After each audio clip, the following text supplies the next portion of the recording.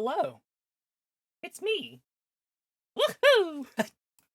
Oh, sorry. Hello everyone. Hope you're all doing great. We're back at it again with Shadowrun Returns. Um, we skipped a week, so I'll quickly remind everybody that last time we played was basically the very intro of the game, where we were told from our best friend that he is dead and to investigate his killer, and he has a bunch of money saved, put away for us if we can do it. So last time we started on the track of the Seattle Ripper, and while we don't have, well, we have one lead right now. We have to go talk to Coyote, but we also managed to secure a nice base of operations in the bottom of the Smithsonian. So we will first take a look at that and then talk to Coyote. So let's get on with it, and I hope my volume's okay because I don't understand what happened with it, but hopefully it's fine.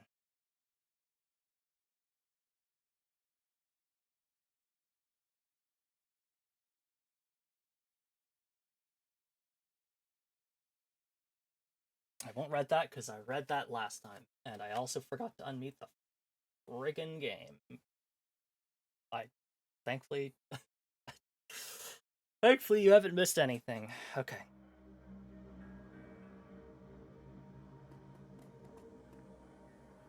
How else may I be of service?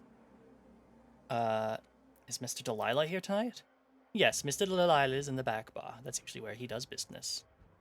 You mentioned Coyote's crusade. What is it?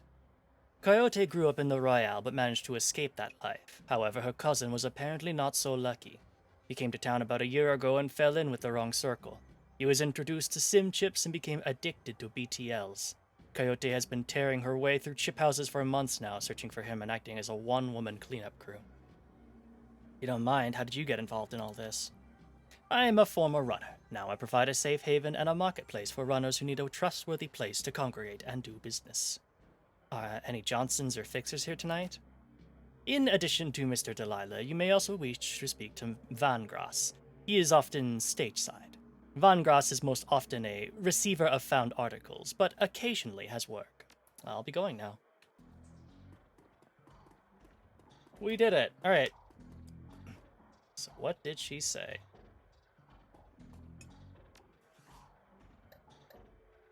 Optional, meet all the black marker vendors in the safe house and find the med bay in the safe house. We've got some karma.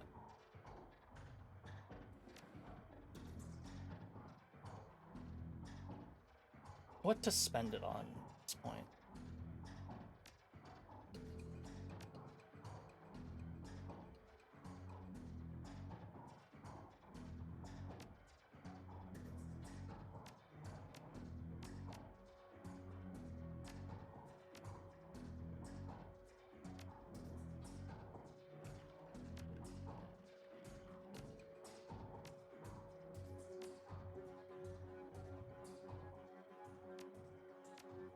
Could get ourselves a new etiquette. But also, what would we get? And honestly, I feel like I'd rather make our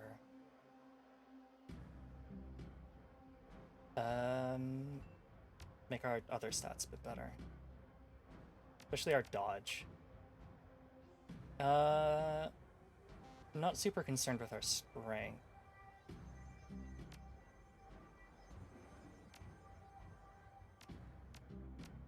We can equip 2 drones, but I don't honestly know why we would. Not at this point, anyway.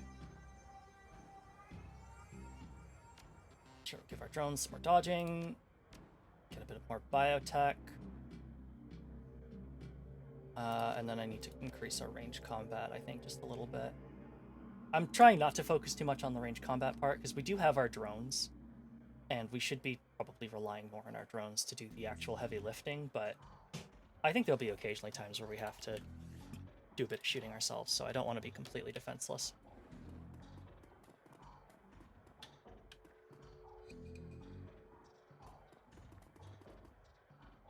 Van Grass is busy talking on his comlink, checking his heads-up display and motioning to a runner standing nearby all at the same time. He's an intense little man. You get the sense that he likes to look busy. I'm Van Grass. Make it quick. Biz is good. Talk to me. Mrs. Kubota said you're a fixer.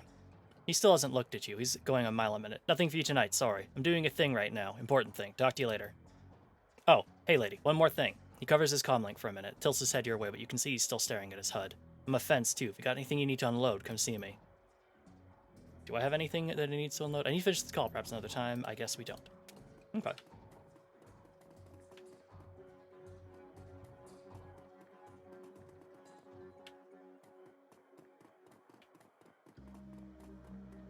Talk to Johnny Clean.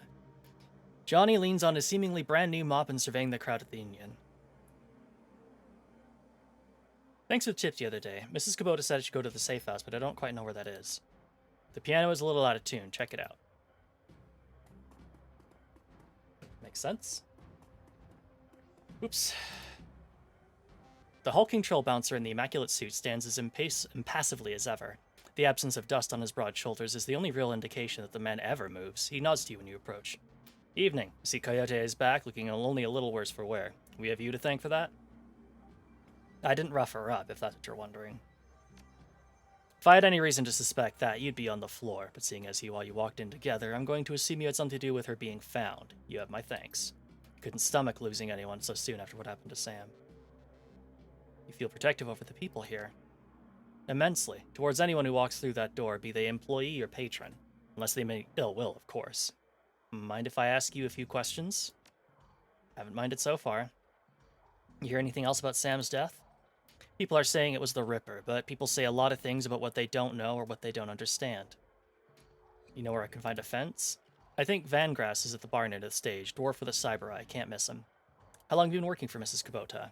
I crawled in here after I awoke. Mrs. Kubota took me in and gave me a job. I've been here ever since. Do you have to pay extra for a manicure on hands that big? It's not the size they charge more, it's the blood under the fingernails. I should be going. Catch you around. Yeah, that sounds about right. What drone do I have out right now? The Doberman. Okay. Alright, let's play the piano. The piano looks like it's been here since the Union was built, but doesn't look like anyone's played it in earnest for almost as long. I'll inspect the piano. The piano seems normal until you notice that it is very rigid. Upon closer investigations, because the piano is bolted to the wall. A close look at the floor reveals skid marks indicating the piano slides to the left. Let's play chopsticks. You're a natural. You should give up Shadowrunning and become a touring pianist. Johnny does not look impressed. Okay, fine. Let's play the tune. As you slowly peck the notes out on the keyboard, they spark a faint memory of wonder, immediately forgotten as the entire piano slides to the left, revealing a hidden staircase. You descend the stairs into the Union safe house.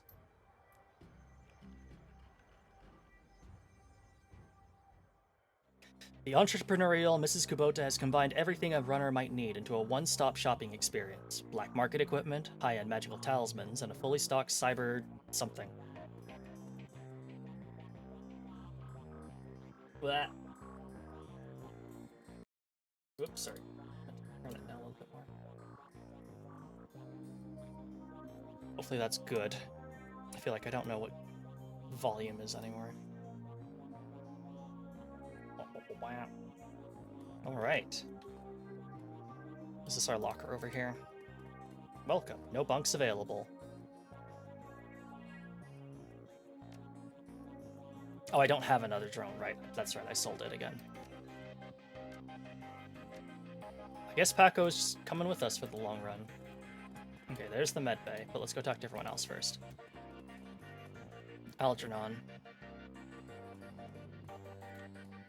Past the bar, the edges of the safe house become somewhat indistinct due to the magical haze surrounding a particular elf. The man seems only half of this realm, his mind wandering the far horizons of astral space while his body peddles his otherworldly wares. Good evening, young dwarf, and welcome to this humble home that we call the Union. I'm Algernon Halfdream. To ease your way into the Sixth World, I offer you the best in magical foci, spells, and fetishes for the conjuring of spirits. Another time, Algernon. We're really not much of a spellcaster. What about Eric Messerman? Change your clothes, change your life, right? Not only will you look better, not that you look bad now or anything, but each one will help you keep on the right side of the ground. Take a look. What do you got? Same thing that we saw earlier. You've got our good armor. Tourist outfit. Makes us look like Benny. Black Lagoon Benny. Alright, let's keep going. T.B. Gruberman. Theodore Buster Gruberman is a well-groomed orc, dressed with a precision that suggests the straight lines of a military officer's uniform. His hair is cropped short, high and tight, as they say, and the neatness this presents is only compromised by the uneven tusks protruding from his mouth.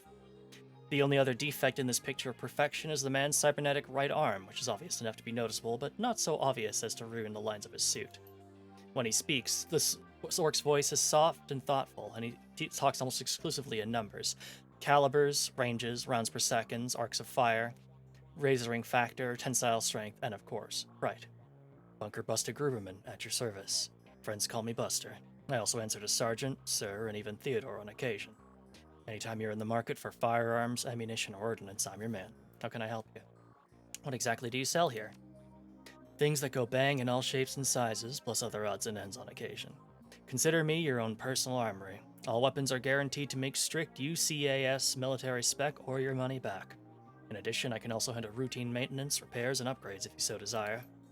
And if that wasn't enough, I also teach a safety and instructional course every weekend. This week we're covering bayonets. Mark my words, they're making a comeback.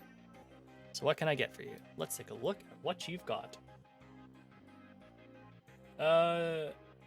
We could get a new assault rifle, but the only change right now is just that it has 4 more bullets, which is not nothing, but maybe not enough to warrant getting an upgrade yet.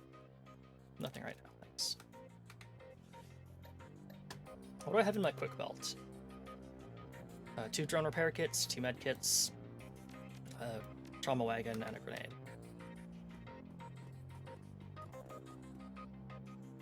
Every inch of the tech alcove is covered in a chaotic patchwork quilt of circuit boards, chips, wires, displays, and a million other things that you can't identify. In the eye of this techno-bit storm stands a dwarf, immaculately dressed and supremely calm. I know that look. Don't get the size of the shop fool you. I can get any Matrix hardware or software that exists, and if it doesn't exist, then I can get it made for you. Any questions I can answer? Any gear you need? What's a deck? You jack into the Matrix, or in the context of a run, when you jack into the local node of facility you're in, the deck determines how many programs and ESPs you can carry and the firepower of your base Matrix attack. Decks have IP. When a deck's IP is reduced to 0, you get booted from the system, and it'll hurt. What's a program? A program in the Matrix allows you to defend your avatar against countermeasures and enemy deckers. There are a wide variety of different programs for attack and defense at different power levels. As you progress as a decker, you can use more powerful versions of these programs. What's an ESP? Johnny, you want to have to take this one? Sure. When you infiltrate a facility on a run, you have a team. When you jack into the Matrix, you are all alone. That's where ESPs come in. An ESP is a highly advanced artificial life program, when you deploy it, manifests as another team member in the Matrix. Different types of ESPs have different abilities. What do you have for sale? We would need to get decking. One thing that I remember... Oh, I'm being rude. Let me also introduce you to our resident decker, my good friend Johnny Clean. Well, in the same overalls that you saw him upstairs. Down here, leaning over a workbench crammed with circuit boards, cables, and chips, Johnny Clean seems a totally different person. You get the impression that Johnny was once as hot and invisible as the most infamous deckers today. Good to see you down here. Happy to be of help if I can be. How is decking used? The decking skill is often used just on terminals in the real world to get information, hack doors, etc. But occasionally a run will have the option or the requirement to go into the local matrix LAN of the facility you are infiltrating in order to access the valuable information or control of important things in the real world. Yeah, I know that part of this is just, this is entirely based for people who, have no experience with Shadowrun or, any of the, 80s-ass concepts of how the internet works. But no, it feels extremely out of character for any kind of, hacker to be, calmly explaining all of this shit to somebody. And not just going,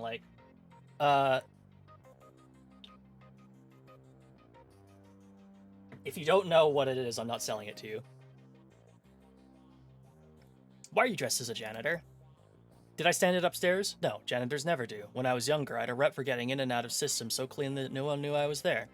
Half the Matrix runs that earn me my rep were made possible because I was able to get inside the facility posing as a janitor. Now just sort of part of me.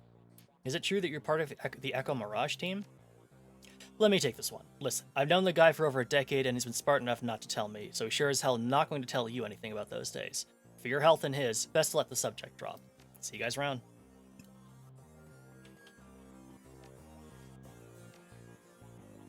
Did we not meet with a vendor? Be careful out there.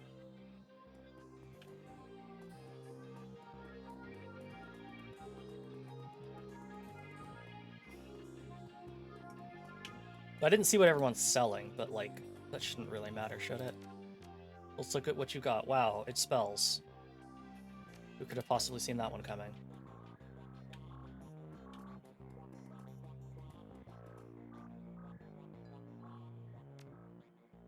Okay, now I've definitely seen what everyone has. Maybe I have to talk to the doctor, too.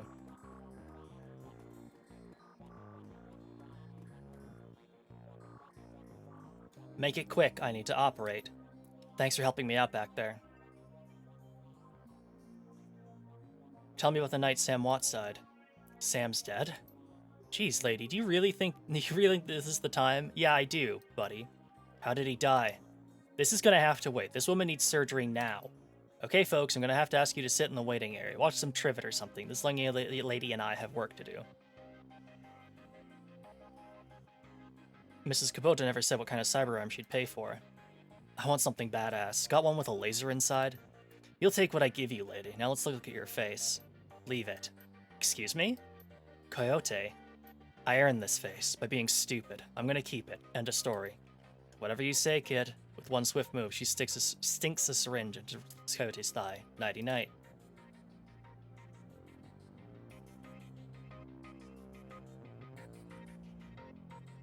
Coyote looks better and worse than when you last saw her. All the gaping holes are plugged, and she's sporting a new shiny new cyber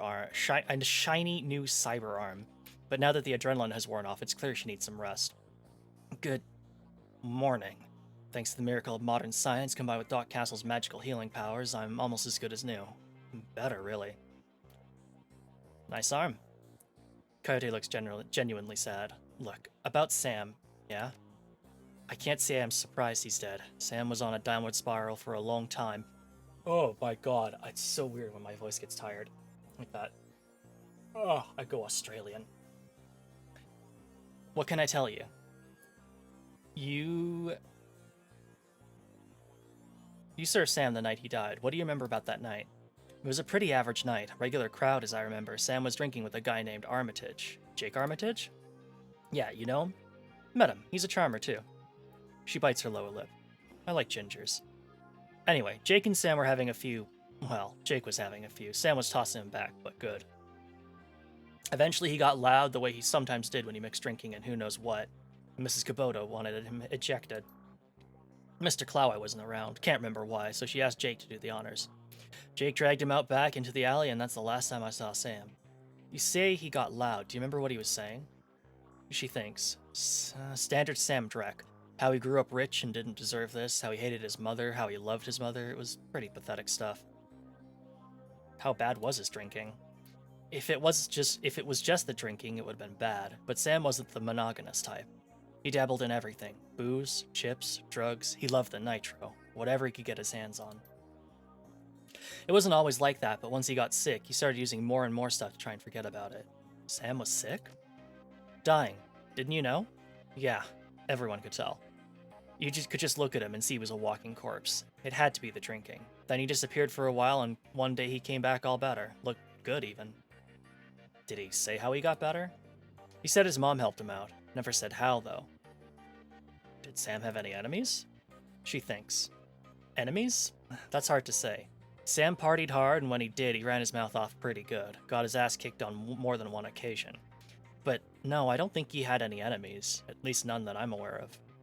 Tell me about Sam. I hear you liked him. I did. He made me laugh. No one else seemed to like Sam's jokes, but I did. Did you guys jam? Whoa! She smiles at Paco. Easy, lover. No, it wasn't like that. We were friends. I guess I knew him the best of everyone here. Sorry he's gone. Where did Sam live? On the streets, mostly. He'd occasionally convince someone to let him flop on their couch, but he'd always overstay his welcome and get kicked out after a few days. Sometimes I'd sneak him down here so he could crash in one of the bunks. He used one the night before I saw him last. Thanks, Coyote. Now I need you two to do something for me. What do you need, babe? I need you to talk to Mr. Delilah for me about the Royale run. He is usually upstairs. Tell him I didn't get the gems. Maybe I can take another run at it when I recover. I will. What? We did get the gems. Excuse me? Okay, never mind.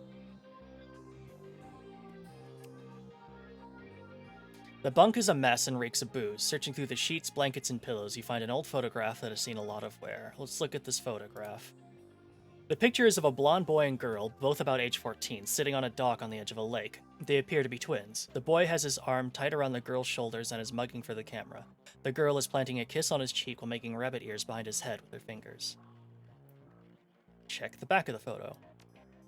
Written in a woman's hand are the words, Sam and Jessica, Lake Shamamamish State Park, summer 2040. Look at the image on the photo? Okay, yeah. Look at the photo.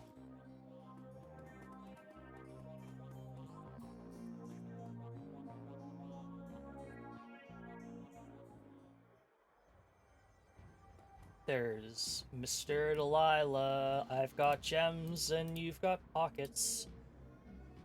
Mr. Delilah looks small and tough, with an untraceable shoddy on his back and a heavy vest under his trench coat. He's got the air of someone who gets things done and occasionally does them himself. He might be an ex-runner, one of the rare ones smart enough to move over to management when he felt his reflexes slowing down.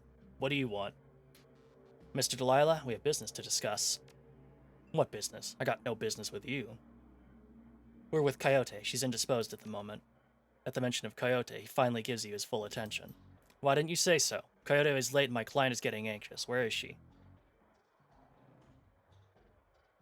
Downstairs trying on a new arm. Your run went south for her.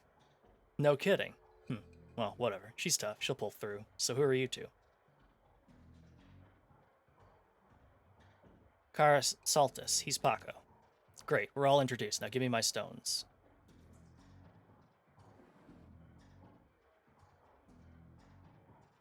Give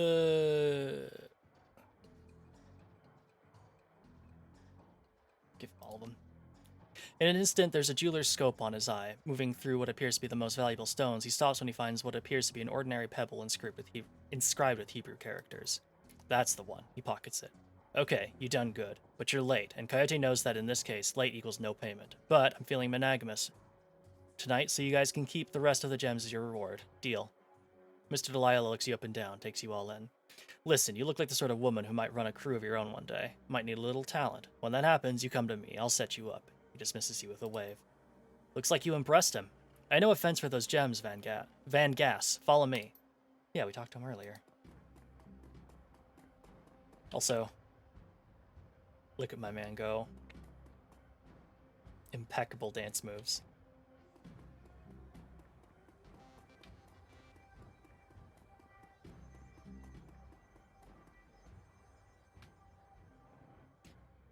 Van Gass is fiddling with his cyber eye while noodling on his PDA. You're back. Still busy. What's your story?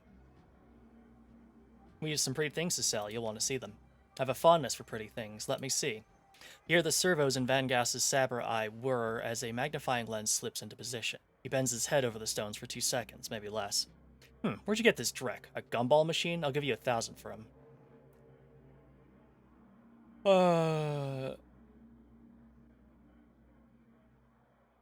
Well, we don't really have any way of negotiating with them, so... Sounds good. Pay me. Done. Give me your cred stick.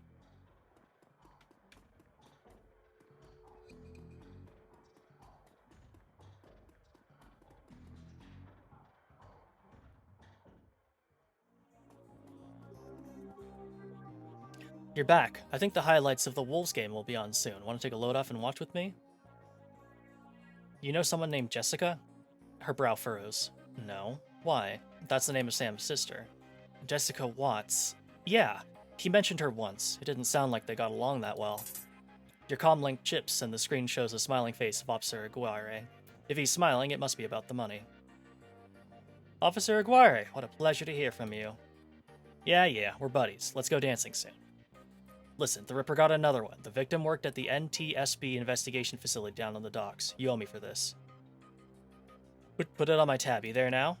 Better get here quick before McCluskey arrives. The image on your PDA dissolves as the call ends. Another Ripper murder? Where? The docks. I've got to go. Okay, listen. I want to help. You dragged me out of that Royale before. Something bad happened. Worse than getting my arm torn off. And Sam was my friend. You head to the docks and I'll see if I can track down Sam's sister, Jessica. She might be able to help us. Thanks, I appreciate the help. Oh wait, I can talk to... Before we go... We can talk to... the medical...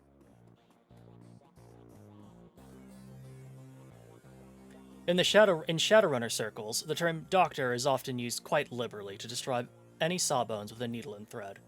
But in the case of the Union's resident medical expert, nothing could be further from the truth. The safe house boasts a fully equipped medical suite, complete with shamanistic fetishes. This is sixth world medicine of the highest caliber.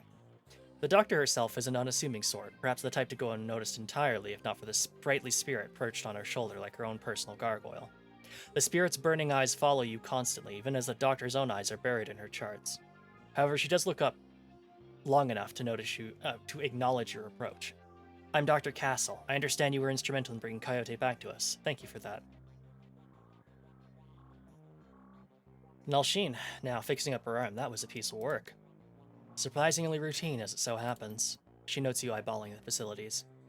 I can tell you're surprised to find a full-service medbay under a dive bar in a slum. Don't be. This is a Shadowrunner bar, after all. For a purveyor of cyberware and trauma kits, there is no better place to set up a practice. I patch runners up, install and maintain their cyberware, and provide medical supplies for their runs. I may not be as mobile as Doc Wagon, but I'm the next best thing. Can I help you with anything? Oh, I need to... take a drink.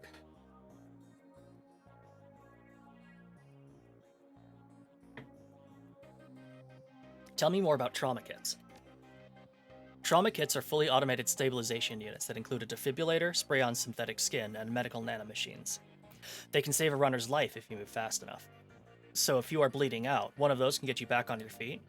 Exactly, but you have to be quick. This is Doc Wagon's own field tech, but even their stuff has its limits. I see shamanistic fetishes. You a shaman too? While modern medical technology makes surgery less disruptive than it used to be, it's still an ordeal for both the body and the spirit, requiring extensive recuperation to properly heal. I am trained in the ways of the spirit world as well as the scientific world. I do my best to heal the whole patient. What is that on your shoulder? This little guy supports the healing rituals I perform on my patients after surgery, dramatically reducing their recovery time. Not standard procedure, of course, but the results speak for themselves. Let's see your medical supplies. Yep, that's pretty much what I expected. What cyberware do you have available?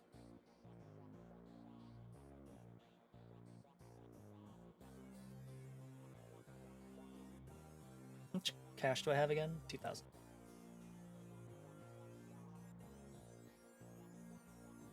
Oh, I do have a data jack. Okay, so I can use SmartLink weapons.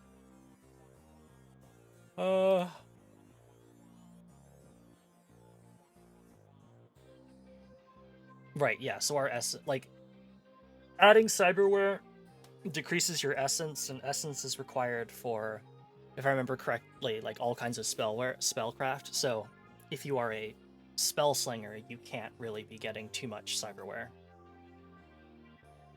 to be most effective. We'll maybe wait on cyberware then. Not that we're getting stuff ourselves, but I just don't think we need it at this point. Also picks your ability to resist magic. Ah, okay. That I completely forgot. I think he's only got 2 kinds of drones available right now. And I don't think there's any smart guns. No, we're not at the point yet where we can get smart guns. Okay. Nothing right now, thanks. You have really low essence, magic can't heal you, but it's really easy to hurt you. Ah.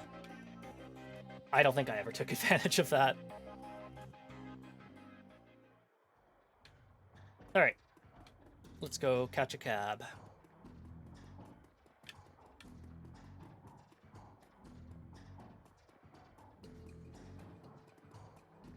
Take a cab to the South Seattle docks. Let's do it. The South Seattle docks. Leaving the Seamstresses Union behind, you head to the docks. The Ripper killed Sam, and maybe he or she slipped up with this latest victim, left some useful evidence. Only one way to find out.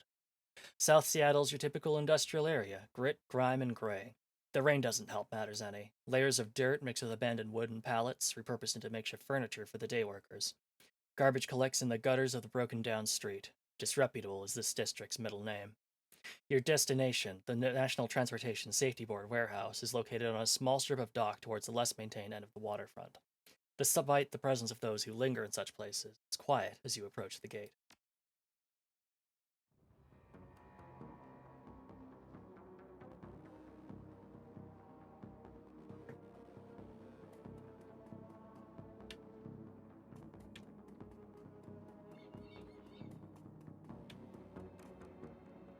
Hey, you looking for a good time?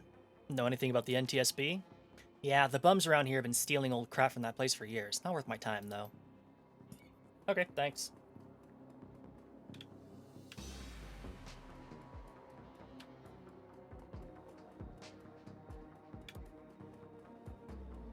Halt. The guard looks bored. He toys with his gun absent-mindedly, like he might shoot something on a whim just to watch it die. Hey, you about to trespass on corporate property? You looking to get dusted, street scum? Etiquette security. Officer Aguirre called me in. Needs to rule out if the killer bypassed security or if they were let in. Oh, of course. I'll open the gate. Aguirre's just inside the warehouse. Definitely no holes in our security here. Tip-top shape. Yeah, okay, buddy. Can I talk to you any more than that? Get out of here. Alright, fine.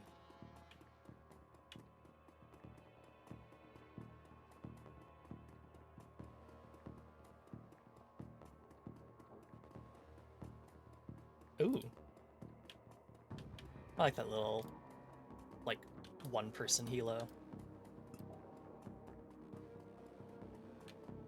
The power of knowing, like, a tiny little bit of etiquette and also, what people expect. Let's get in there. You're about to transition to a new locale. Continue. I am ready to transition. The warehouse. Inside, the large gray warehouse is as typical as on the outside. High ceilings adorned with girders and rickety catwalks top a huge utilitarian room. Concrete and steel walls meet a concrete floor. This is a place for storing things and nothing more. Despite the quiet on the outside, the inside is a hornet's nest of Lone Star officers going about their business. In the center of the activity is the Emerald City Ripper's latest victim. With uniforms anywhere, no one stops you at the door. It seems the case hasn't leaked to the press, yet. Lone Star or no, you've got a job to do.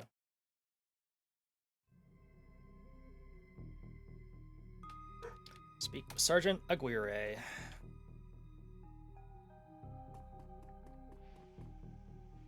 Took your sweet time, didn't you? You know the traffic these days, fill me in. We had time to go over the evidence while you were en route. Turns out this might be a Ripper murder after all. I left the computer on in the office over there if you want to see for yourself. The victim worked here at the NTSB warehouse as a black box researcher. NTSB? The National Transportation Safety Board. This warehouse is used to go over the wreckage from plane crashes to try to determine what happened. The Vic was in charge of their highest priority investigation at the moment. We've gone through the victim's computer and his case records indicate he was selling secrets. Idiot kept records. Scientists don't make good criminals. Tell me about it.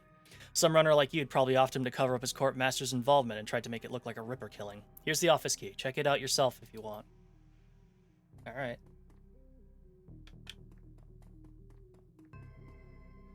The door is locked, but you might be able to bypass it if you could get under the maintenance panel. Hi, Tristan. Kara, surprised to see you here. Let me guess, Officer Aguirre tipped you off? Suppose you must have made an impression on him at the market yesterday. Or your cred stick did at any rate. Anyway, surprise, we've got another Ripper victim on our hands. You look like you've been putting in some overtime, Tristan. What can you tell me about the victim? The victim's male, mixed Native American descent, age 38. Based on the condition of the body, it looks like he was killed around 2 in the morning. And yes, I'm a little tired. Body's been piling up in the cordwood, it seems. Cause of death, unknown. Several internal organs were removed from his body after death, quite gruesomely. I'm not sure if the killer even knew what they wanted before they started cutting. Not much else to tell, really. He does have a lot of pre-existing scar tissue, so he probably had a major surgery at some point in recent history. Unfortunately, with the organs gone, I can't determine the nature of the surgery. Nice hole where his chest was. So, what was on the butcher's shopping list? Well, the killer definitely took the lungs. The more I look at it, though, the other missing organs may just be eviscerated within the chest cavity. Who is that woman over there? No clue, she just showed up. Next of kin, I think. It sounds like the Ripper is taking a different trophy from each victim. Sam's liver, this guy's lungs, any theories? Sorry, I don't do theories. I'm just a scientist who happens to prefer dead people. However, while there was massive damage in the chest cavity, I can see the victim's lungs were transplants, which is interesting since another victim's missing heart was also a transplant. Granted, modern medicine has made organ transplants relatively easy, but it is an odd coincidence. But as a scientist, it's just that, a coincidence. Yeah. Sorry, you missed the down payment, or the monthly payment on your organs. Time to get them back. This is only the third body I personally examined. One of the other branch managers handled the other two. If I find that more of the victims had organ transplants, I'll let you know. How's Officer Aguirre doing on the case? He seems like a real go-getter. Aguirre would love to solve it before McCluskey and get his gold detector shield. Plus, he'd love to see McCluskey suck it in front of his superiors. He's already tried to bribe me to keep information from McCluskey and slip it to him. I'm inspired by their tireless pursuit of justice. Did you take the money? He grins from ear to ear. Do you have any ideas how much this job pays these days, ma'am? I don't think Aguirre's officer salary is going to do much to seduce me into helping him. Is McCluskey getting any closer to a suspect? McCluskey couldn't find his ass with both hands. Don't tell him I said that, though. I'm going to take a look around. Good luck out there. Shannon Halfsky. You're not a cop. She looks up, watching you warily. I see you've been praying. Do you know the deceased? Yes, he's my older brother. I've asked Bear to help me speak to him. She shakes her head, looking like one who has found herself lost for the first time in her life. But I'm afraid his spirit is too disoriented by his recent journey to answer me. You're a shaman. Yes, for all the good it's doing me. If I could just make contact, I might be able to deliver justice and allow my brother's spirit to rest. I can tell you're used to shouldering a heavy burden, but maybe there's an easier way. She looks at you, the flattery largely falling to affect her, given the circumstances, but then inspiration dispels the dark cloud surrounding her. Perhaps my brother's spirit is too weak, that's a given. But my brother's spirit may not be alone here tonight. She closes her eyes and concentrates, droning a low chant that you can barely hear. Yes, there are others. Other spirits who may be of help. Her features harden in frustration, as if she's searching for something that remains elusive. Sighing, she opens her eyes and fixes you with a stare. But I can't do it alone. What do you need? This warehouse contains the spirits of plane crash victims trapped between worlds. They wish to help. They wish to be heard. And I think they have something to say about my brother's murder. Lone Star won't let me in there, but you seem to have the run of the place. If you can find personal items that belong to the victims, I believe that I can summon a spirit to speak with us. I'll need at least 2 such objects. Can you find them for me? I'll do what I can. Hi, Molly.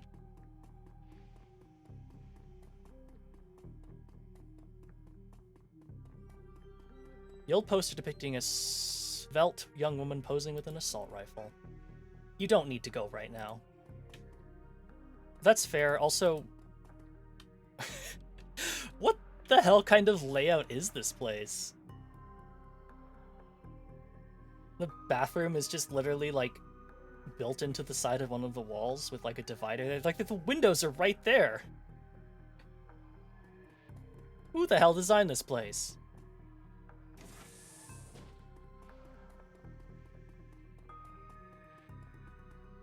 Lowest bidder. Yeah, that sounds about right for Shadowrun.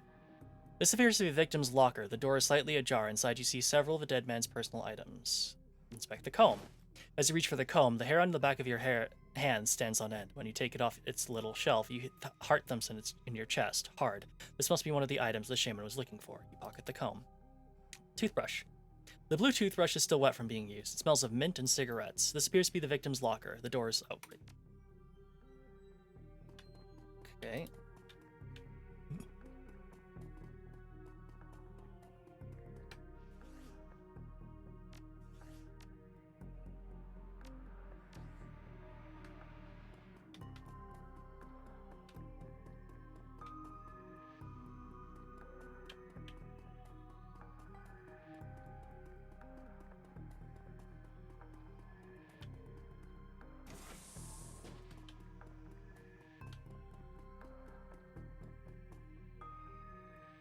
There's a large pile of old shoes on the ground next to the airplane seats. They could be discarded luggage or possibly the shoes worn by the occupants of the plane at the time of the crash.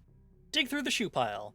Sorting through the shoes, you realize that there are three shoes with no matching pair: a left blue sneaker, a right red high heel pump, and a left black dress shoe.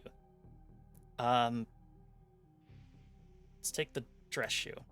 The dress shoe is a black lace-up with a rubber sole. Okay, great. High heel pump. The pump is a department store knockoff of an Italian brand, is otherwise unremarkable. Sneaker. The sneaker is a child's and has musty, sweaty smell. Oddly, you get a sort of shock as if from static electricity when you touch it. This must be one of the items the shaman was looking for. Great.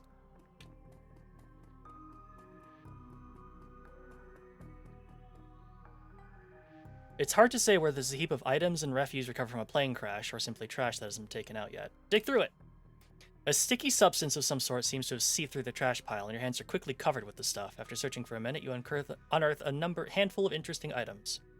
Cred stick. Surprisingly, the cred stick is still functional. You slot it into your PDA, and 200 new yen is added to your account. Dented lunchbox. A dented tin lunchbox that sees better days. You can barely make out the face of a grinning troll in the front. Earring. The earring is made of burnished steel, formed into the shape of a small salmon. An intense primal fear washes over you as you touch its surface. This must be one of the items the shaman was looking for. You take the earring. I think there's one more inspection pile, right? This thing. There's an open vent on this wall. It's too small for you to fit through, but you might be able to send a drone through to open the door from the other side. Well, let's just do that.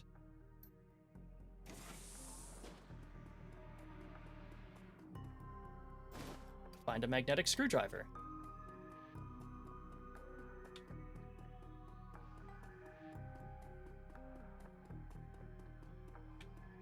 Okay, looks like there's nothing else in here to look for.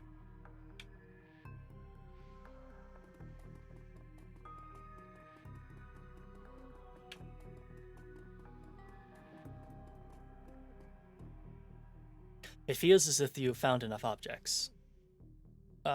Yes, yeah, they are. You hand her the objects you found. She closes her eyes and chants over them for a time. When her eyes open again, they're filled with tears. Thank you. The items are all I will need. It shouldn't take me long to... What the hell is all this?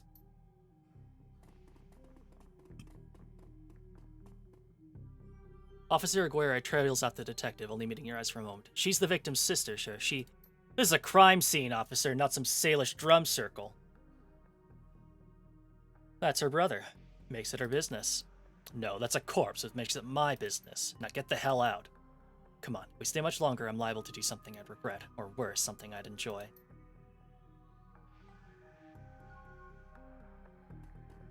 Okay, let's load real quick. Let's see if going through the computer also procs McCluskey to show up.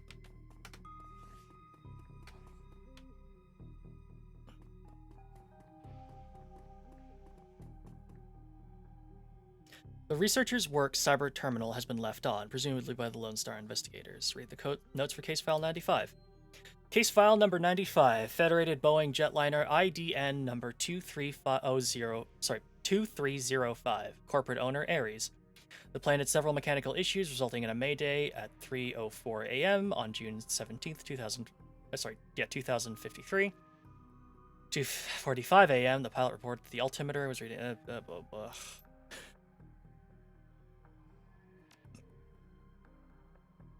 Redacted, you say? File has been corrupted. The searcher's private notes. The notes that appear on screen pertain to NTSB case file 96, the crash of an Ares jetliner near the UCAS and Sioux Nation border. The crash is reportedly the result of an equipment failure. Reading further into the investigator's notes, however, you find substantial evidence linking the crash to an experimental Renraku research initiative. This information could be a great deal to the right buyer. Okay. So that's what we missed. Oh, I already got the victims, the stuff from this one then. Cool. Okay.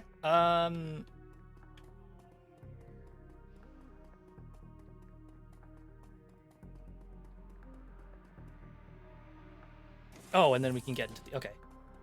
Right, that's what the screwdriver's for.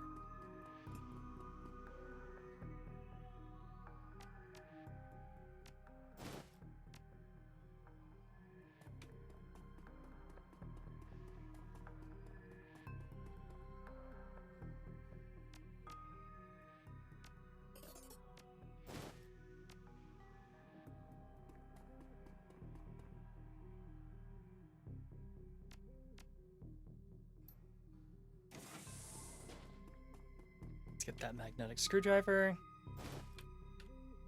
And then I don't think there's anything else in this room. But I just wanted to double check all the way to the end just to be sure. Okay. Now we can go... should probably save.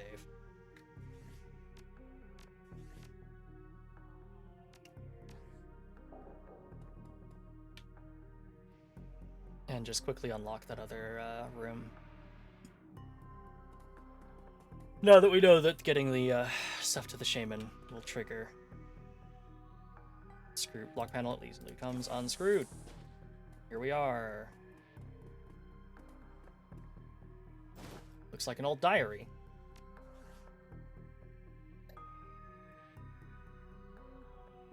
Appears to be the diary of a teenage girl.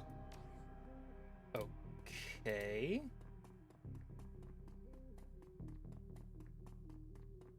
Why did someone have it in their bunk?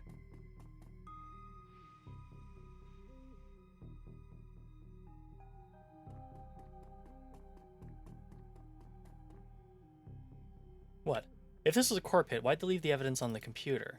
Good catch. That information's probably worth a fortune if you found a buyer. Okay, alright. Let's get them to Shannon Half Sky. Here... I don't think there's anything else to look for.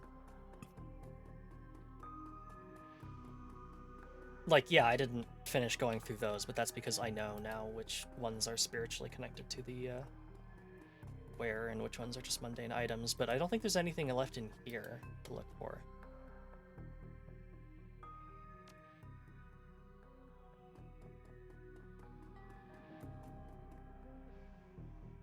Yeah, no. Okay, let's hand them over.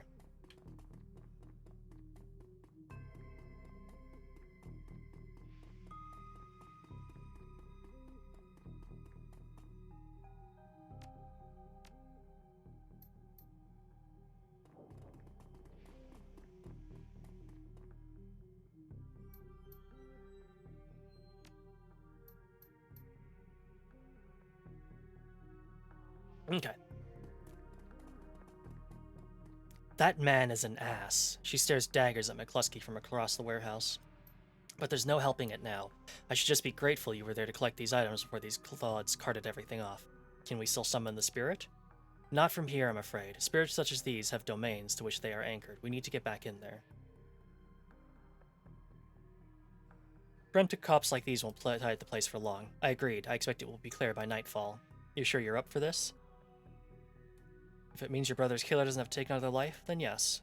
Thank you. Now, since we have the time, we should probably enlist some help. They may post security overnight. And I'm going to go out on a limb and say you know where to find these kinds of people that we need. You could say that. Good. I'll put up the money if you find the bodies. She produces a fistful of crumpled new yen from inside a leather pouch, starts to count it out, then shoves the whole wad at you. Meet me back here at midnight. The spirits will be strong then. As you start to leave the warehouse, your comlink chirps and the face of Coyote pops onto the screen. Coyote looks tense. Boy, Kara, you still in the middle of something? No problem. What do you need? Backup. Her jaw sets. I don't know if I ever told you this, but I was born in the Royale. BTL pushers like Stevie J ran the squats, ran my world when I was growing up. I remember. She looks relieved. Whiz. I have a cousin, Gino, who's been missing for months. He hit the spiral about a year ago and immediately fell in with some tweakers. Bad guys. They hooked him on high-amp dream chips and started using him for all sorts of dreck. I tried to help him, but he pushed me away. Then he disappeared. I've been shooting up BTL labs ever since, trying to find him. I'm guessing you have a new lead. It's not a lead. Her face lights up. She's running hot, has a serious edge. I know exactly where he is this time. Got an old friend who eyeballed him herself. I'm on my way. Paco's with me, but we could use another hand. You in? I need you right now. On my way. I knew you'd come. I'll send you the address. See you soon.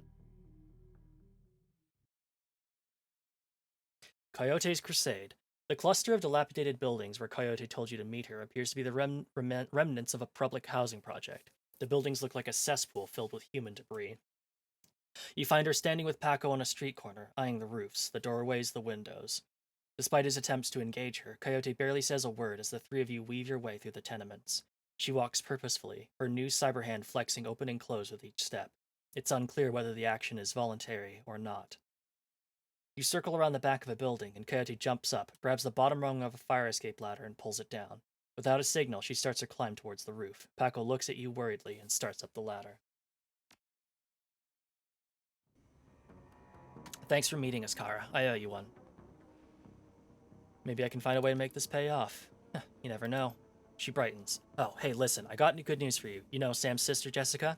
One of my contacts found her for me while you were on your way here. I called her and asked her to meet you at the Union later today. Hope that helps. Good job, thanks. She looks at you, her scarred face soft. Least I can do. Alright, let's get this done. My cousin Gino should be here in one of the squats past the door up ahead. I hear there's a whole lab set up in there. From my experience, there's usually a lookout watching for cops outside and a guard at the door inside. Like I said, don't know how much firepower to expect, but these guys are nasty, so stay on guard. I just want to get in, grab Gino, and get out. Extremely busy day, huh? Yeah, I mean, hey, we've got like $1 million waiting for us, so I'll work hard for $1 million. Right behind you, babe. Let's do this.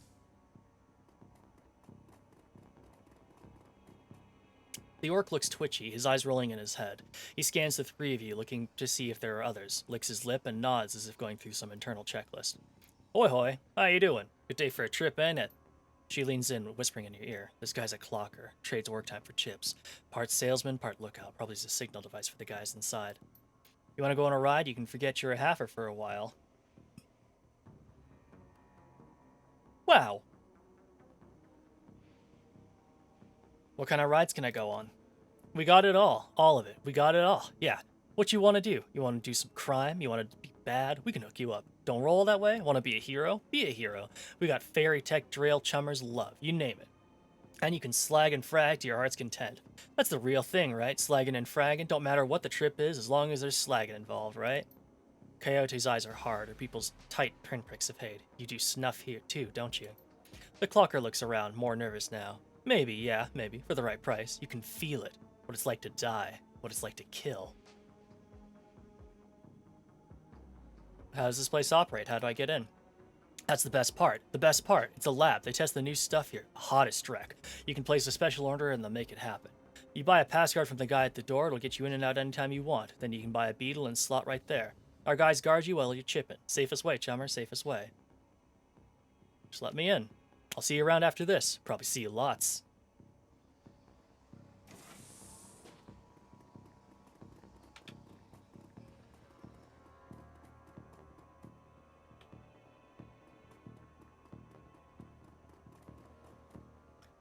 Concerned woman.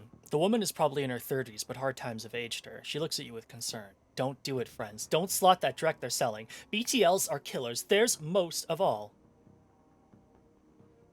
We're looking for a kid named Gino. Know him? Who doesn't? He's here all the time. Gino's a clocker. Trades his time for chips, like their little errand boy. I saw him go in there this morning. Hasn't come out, so I imagine he's riding a dream chip. You sound like you know from experience. She pulls her hair back to show you. No implant. Then her mouth tightens and her eyes well up in tears. I do know.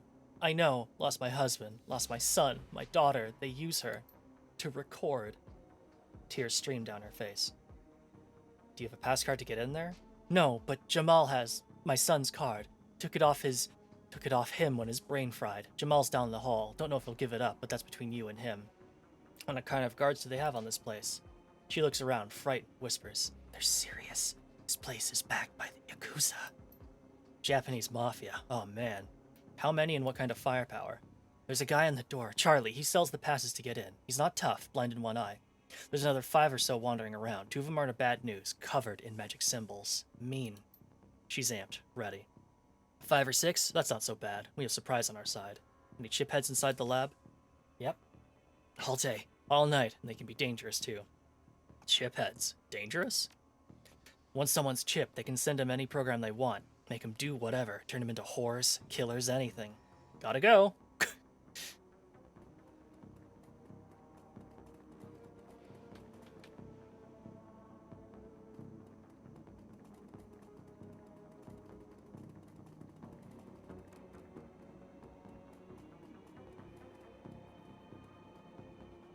Jamal.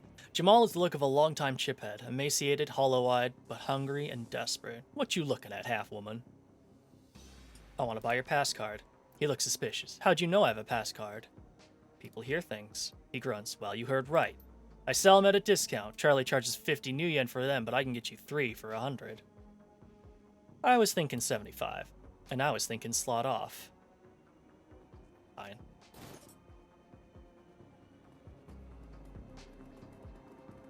Nothing else in there. Oh yeah, let's spend some Karama.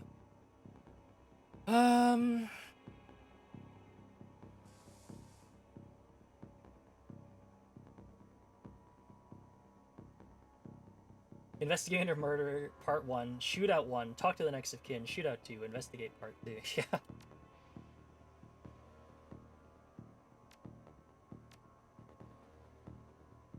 Running up quite the cab tab. Oh, fuck it. Let's get a new etiquette. Just get the cabbie on retainer, pretty much.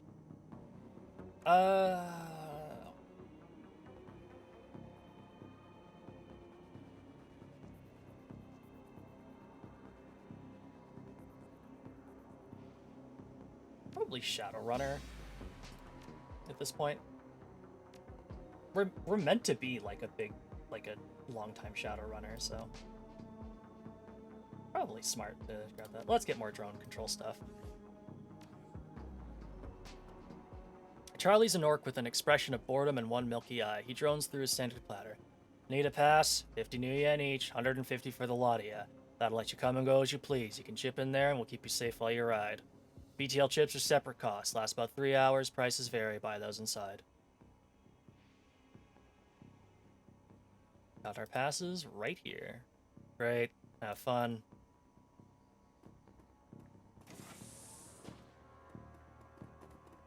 Keep on moving. Cross the bridge. Alright.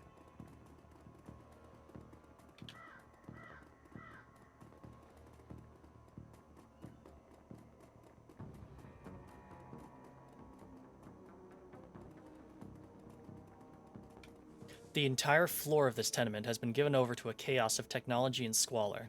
Across the room, a chromed-out Decker argues loudly with an armed thug, abruptly falling silent as they turn towards you. The shotgun-wielding thug squeals in panic.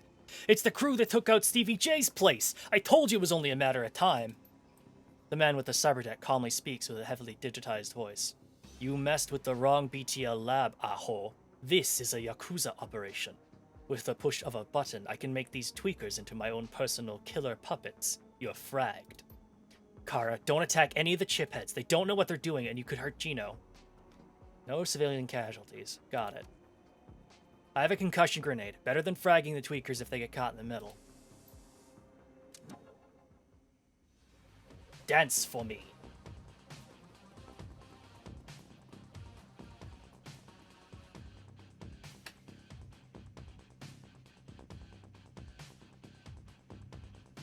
Okay.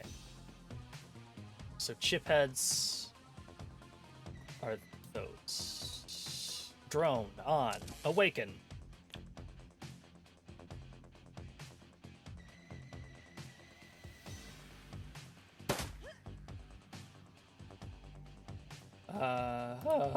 Oh no, Paco does have a gun. Good show, man. Oh no, but he can also, like, yeah. You can move and attack on melee, so. Just get in there and beat the shit out of her, buddy. Wow, buddy, that was god-awful, actually. Okay, she's got a shotgun and pistol. Why did I think she was a shaman? She's not.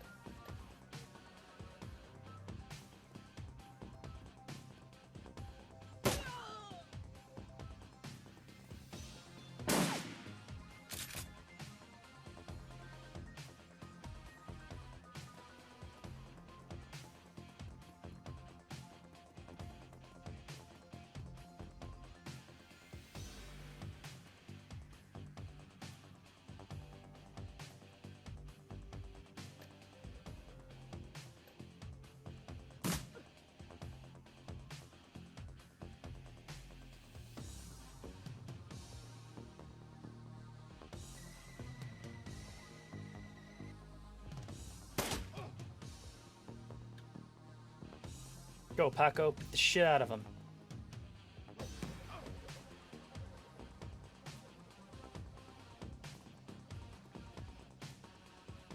Okay, don't use the shotgun here because the spread will take out multiple people. You don't want.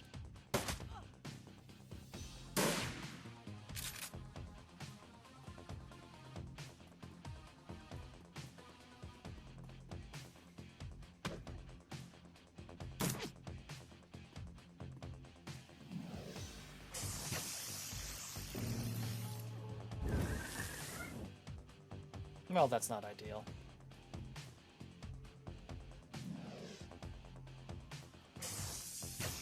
No! My drone! Probably the name. Yeah, I think it was probably just the name. My loyal hound.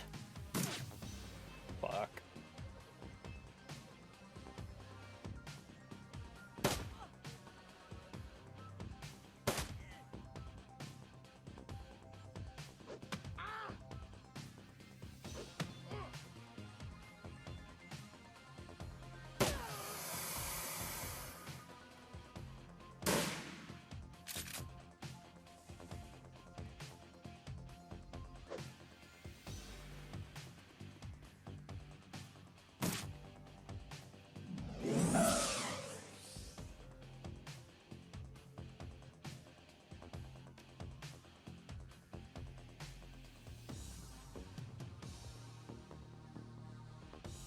Do my drones have to be next to me to heal them?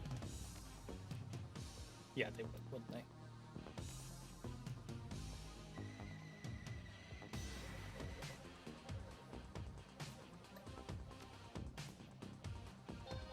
There you go.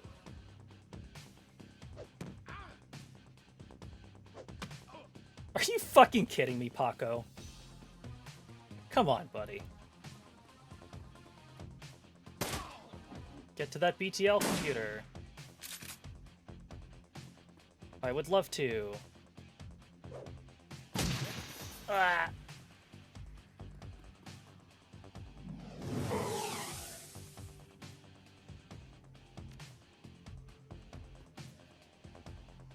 Better than life database management system. Well.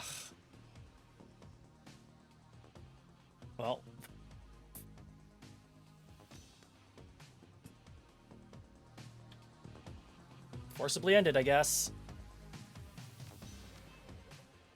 They won't attack us anymore. Yeah, okay. They just took some damage. They're fine. People can take some damage. We hadn't hurt them at all, so not a huge deal.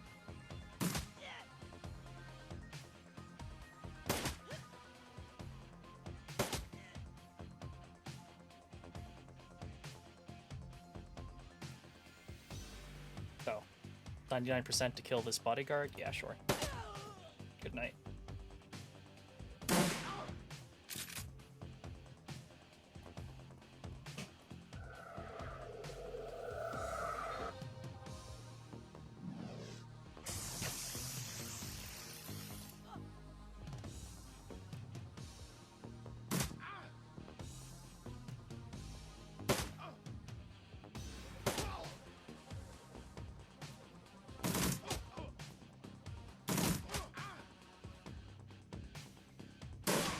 That's the last of them. Gino? Gino!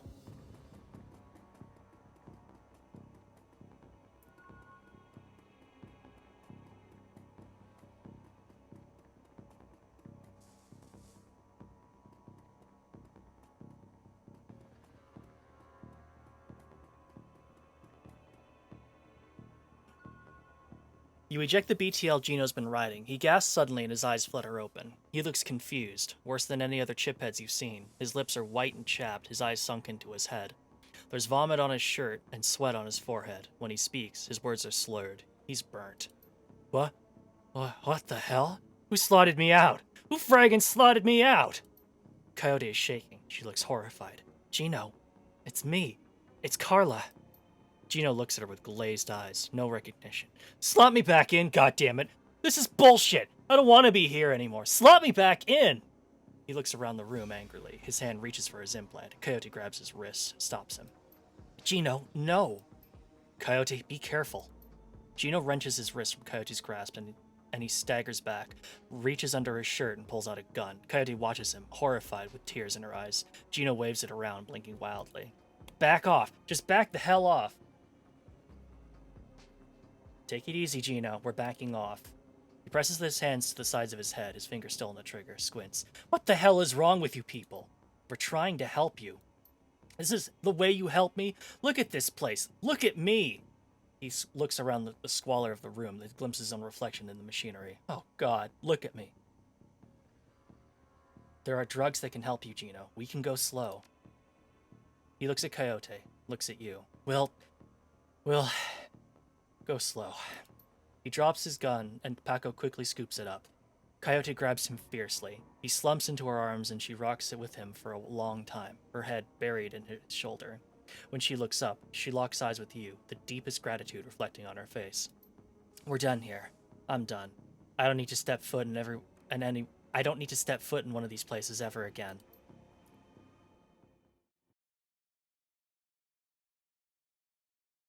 Looking for trouble. Shannon's plan is the best lead you've got to find out more about the Ripper, but getting back into the warehouse is going to require some support in case the dreck hits the fan. The Seamstresses Union will have exactly what you need, a fixer.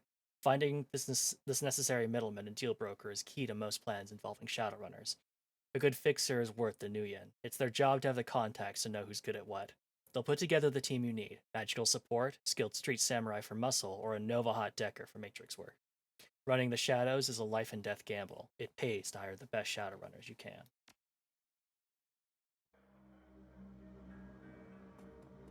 John Bartlett. Cherry Bomb flags you down as you walk through the door. Hey, Kara, there's a woman looking for you. Jessica something. She's waiting for you by the stage. Bellevue type. Wouldn't order anything. Won't touch anything. I think she's afraid of diseases or something. Thanks, Cherry. No charge, chummer. Why's the bar so empty? We don't get much action in the early afternoon. Just a few salarymen slumming Touristville and hoping to talk to Madame Sinful and some die-hard regulars. Madame Sinful? That's what the downtown folk call Mrs. Kubota. It's a Touristville thing. They like her to have a haughty name like that. Is that guy still bothering you? You mean my ex, Shane? Yeah.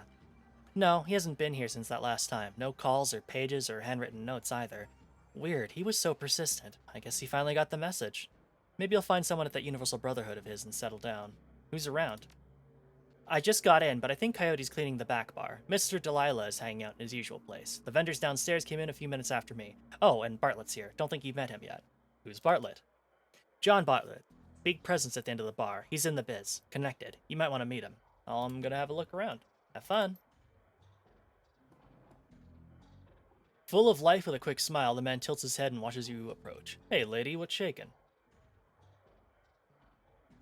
Little bit of this, a little bit of that. I hear that, oh my, eh?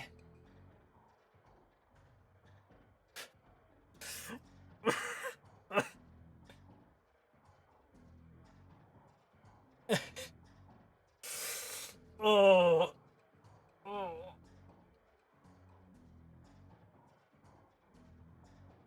I don't know, like, any Japanese, but one thing that I do kind of sort of remember is that referring to someone as omae, which I think just in other contexts would just mean you, but it's kind of rude, which is a really weird choice to use here. Whatever. I might have something for you if you've got the new yen. Time is money. I'm listening. You ever heard of the Nephilim Network? Of course you have. An in-the-know lady like you has got to have heard of the premier merc team out there. Of course I have. Then you know you can hire us to run with you when you need expert help. Not just any tube calling himself a runner. We cost more, but we're worth it. Okay, great. I'm very busy. You show me something worth my time or you walk away. Data from the NTSB. Renraku would pay to keep it quiet, and Ares would pay to know what it is. I've got 800 new yen for something like that. Etiquette Shadowrunner. I know you double dip on this one. Make it 1,000. As long as you keep bringing stuff like this, sure. Very much boy, those are back in town on the Jew. He is, isn't he? He's got like a built-in cyber implant. He could listen to anything he wanted in his head for free. but there's something about making other people experience your awful music choices.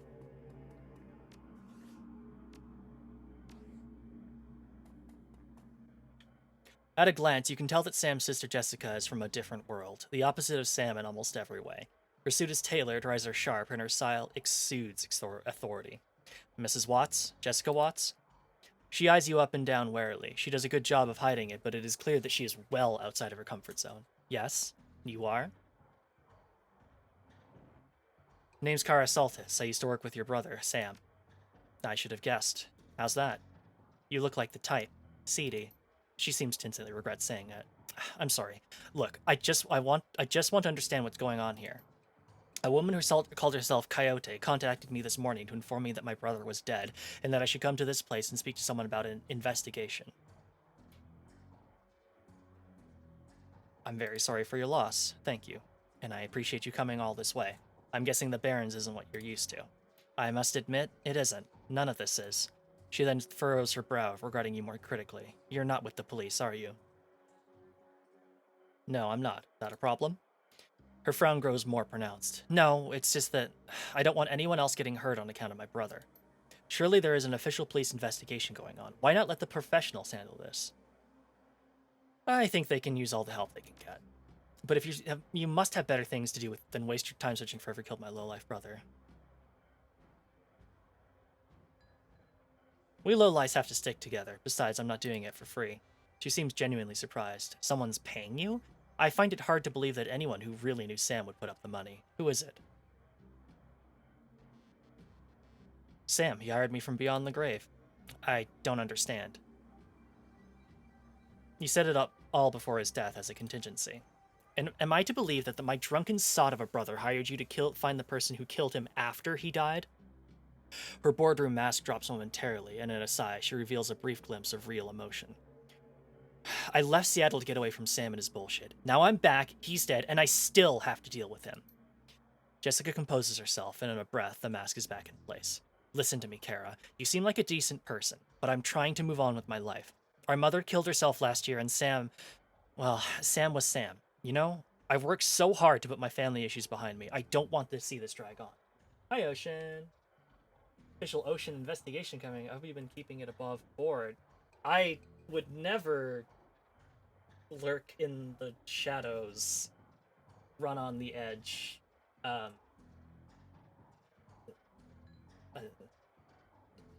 Whatever. I would love nothing more than to give you closure and quickly. I appreciate that, but I think I'd prefer just to let it be. No one else needs to get hurt. Your brother had my back when I needed him. I can't walk away from this. Are we talking about the same man? My brother was worthless, Kyra. Worthless. He used people. She sighs. She's done. Never mind. I can see that you are not going to let this go, and I respect that you are honoring my brother's memory in your own way. But I hope that you can understand how emotional this is for me. Jessica's demeanor instantly changes from reluctant to helpful in the span of a single meditative breath. Maybe you can do things in a way that the police can't, and maybe I can help. What do you need from me? When was the last time you saw or spoke to Sam? It's been ages, I can't remember. There was a note on Sam's body, sounded like an apology, and offered to meet up and bury the hatchet. It was signed, Jessica.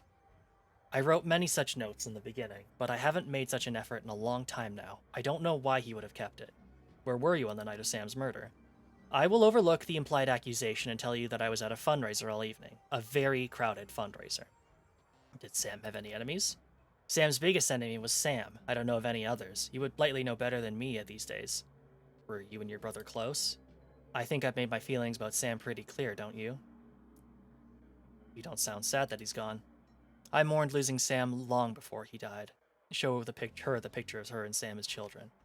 Jessica takes the photo from you guardedly, as if it might sting her, but that guard drops the moment she looks at it.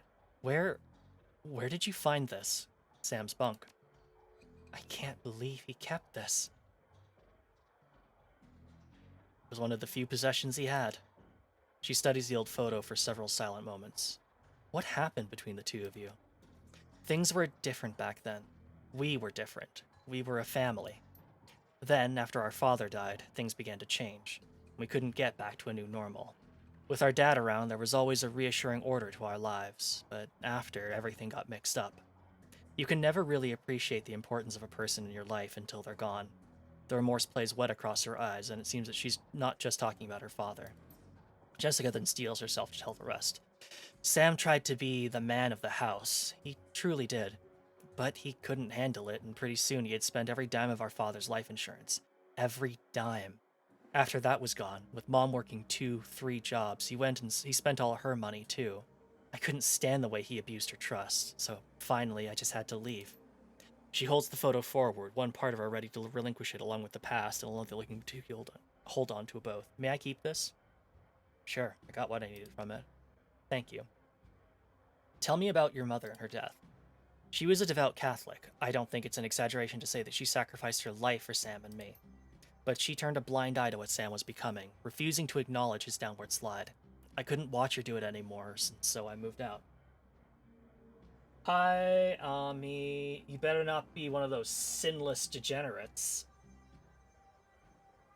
crowding the street. After I left, we drifted further and further apart.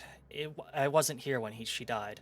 In fact, I didn't even know about it until I returned to Seattle 5 months ago. Where were you living before you moved back here? Cal-free. What brought you down there?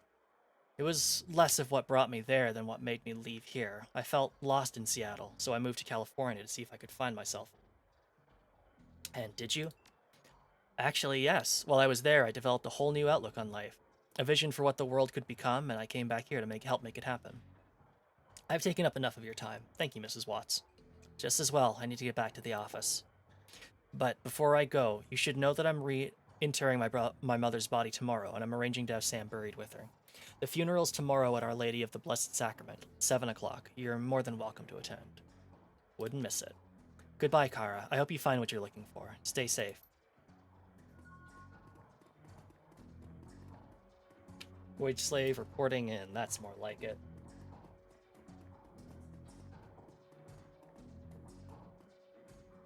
Glad to see you well, Kara. You too, Mr. Clue. What's the status of the troops?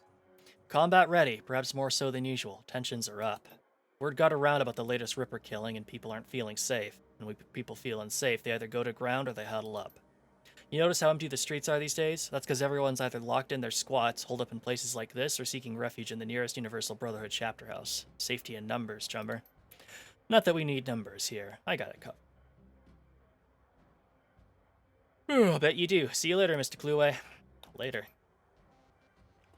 No, Coyote. When Coyote sees you, her eyes glisten with gratitude. There she is, the dwarf of the hour. How's Gino doing? Hard to say. He's pretty burnt. Malnourished and dehydrated, too. Paco's taking care of him. He's got friends who know about that kind of thing. She smiles. He's a good man, that Paco. The world looks pretty different to me now that I've got Gino back. Time to settle down, with Paco? She laughs. Don't get ahead of yourself, oh my. Like, why is everyone using the word like this? To ground like a beast. Whoa. There are things currently walking that should be crawling. I'm gonna need to go ask my friends who speak Japanese, because everything I know just makes me think like this is kind of like the one wrong word to be mixing into your speech. One random Japanese word to be mixing into your speech. Anyway, don't get ahead of yourself. Paco's pretty, and he's been there for me when I needed him, but I don't think I'm the marrying kind. See you around, and don't forget about me if you need some backup of your own. It's just like this in Shadowrun. Right, okay, that makes sense.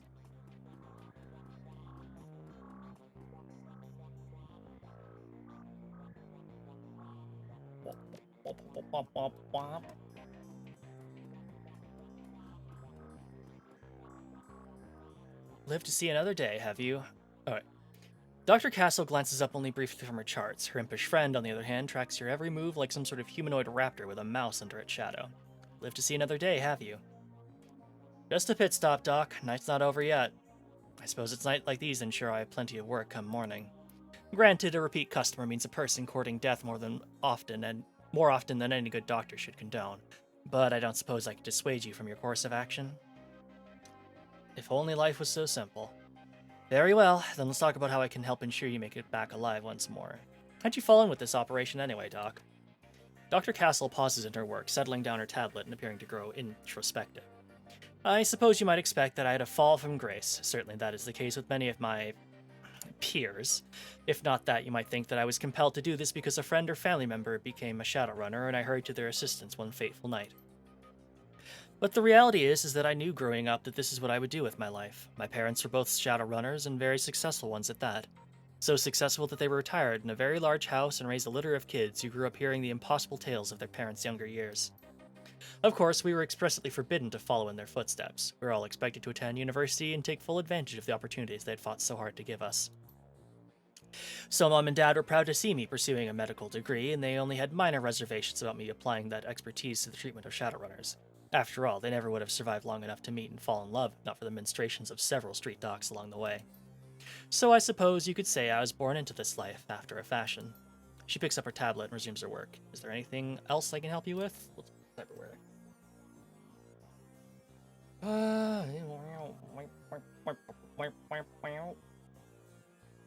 You get some cyber legs.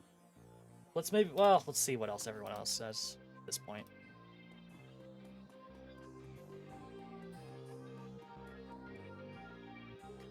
The elf called Algernon appears to be in a hushed but intense conversation as you approach.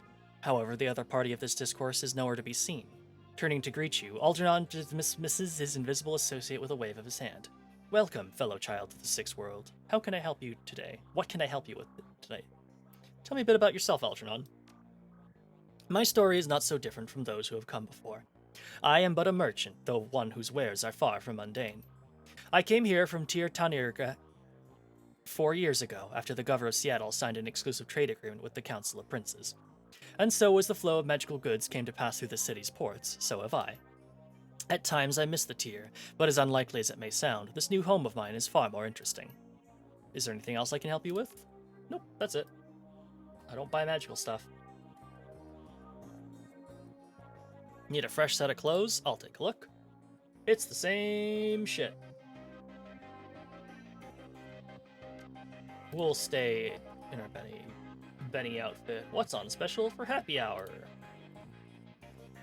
Guess we'll never know. The orc stands at attention and looks every bit like he's been waiting for a commanding officer who he can crisply salute. He only appears at ease when he's cleaning the barrel of a rifle or counting out the bullets in a magazine. The rest of the time he appears as he is now, ramrod straight and primed for anything. And how are you, my friend? Fine day to fire a weapon. What say you? Tell me a bit about yourself, Buster. Were you military? After a fashion, yes, ma'am. Sergeant in the 31st California Militia. It's no longer a recognized unit, and there are those who would say we never were, but someone had to stand up to the Tir, and it fell to us. The Tir Tarnirgar. Yes, ma'am. I was in Cal 3 when the elves came marching down from north in 36. After the UCAS pulled their support, we had little in the ways of an organized defense, but what we did have was a stockpile of weapons and ammo down in Oakland. The locals in NorCal held out long enough for us to bring the heat, and let me tell you, all the magic hoo-ha in the world ain't enough to stop a V11 Hot Rock from cracking your dome. We drove the elves all the way back to Yekra. Would have pushed them all the way back to Portland, too, but some ninny down south reached out to the Japanese for aid and got our own version of Normandy for the trouble. Things went to hell in a handbasket from there. Don't much like to talk about those later days. So let's talk guns instead. Can I get you anything? What do you got in stock? Nothing. Actually, no, I need a drone repair kit. Yum yum. They had really good character artists. They do. I really like them. I want to say that they're based on... They're, like... based on photos. Because I'm pretty sure... I'm at least pretty sure that the character creator ones are. Like... But... I want to say the other... Like, all the other NPCs are too. But I could be wrong about that. Ugh. I will take a break, and we'll come back. We'll learn more about David Fry II and perhaps Jonathan Clean. Until then, see you in a little while. Once, go get yourself hydration. See you in a little bit.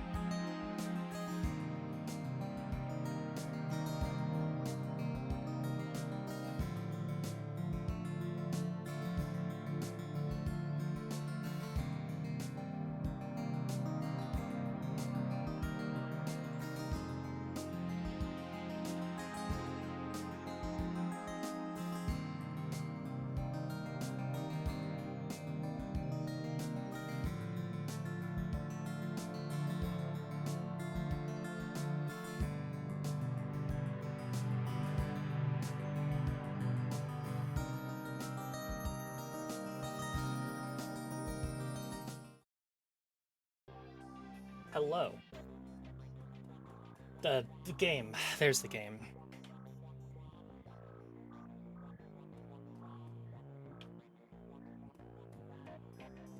Thank you, thank you. You look like someone who needs the latest in Matrix tech. I don't actually. I don't think he sells anything that I use. Nope. Now, the one problem with I think they fixed this by the second game, but the one thing is like, unless we tech into decking ourselves, we won't be able to see any of the decking stuff, which I guess is why I should probably start doing that. Although decking requires like a slot, doesn't it? It's a weapon slot. That's annoying. Play this part and the person helps you. Oh, okay. It's been a hot minute since I played this, so thank you for letting me know.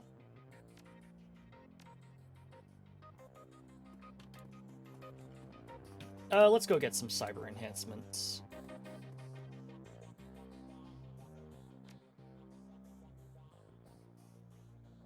New legs.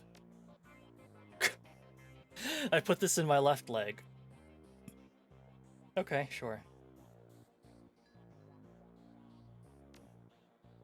Install cyberware. Cyberware causes essence loss. This affects the magic rating of your character, as magic is equal to essence rounded down. Magic is very important for spellcasters. The base number of spell slots available to the caster is equal to half their magic rounded down. Therefore, losing essence can cause spell slots to be permanently lost. In addition, each point of magic lost increases all spell cooldowns by +1. Casting a spell again while it is cooling causes drain damage to the caster. You cannot have less than 1 essence. That's fine. We're not a caster, we don't care. My legs are okay.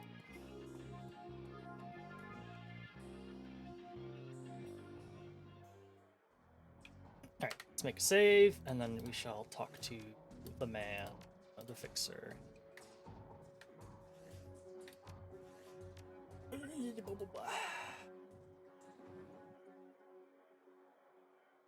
Right, I was considering getting decking, but fuck it. Class A drones. You just have yeah.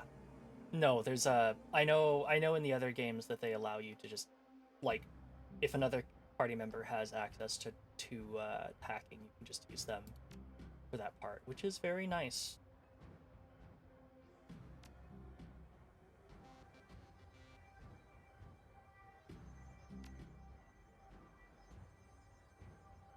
Oh, additional weapon slot.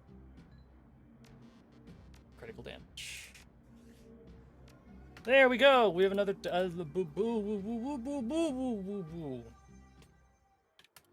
another weapon slot. Yum yum yum yum. That's what I wanted.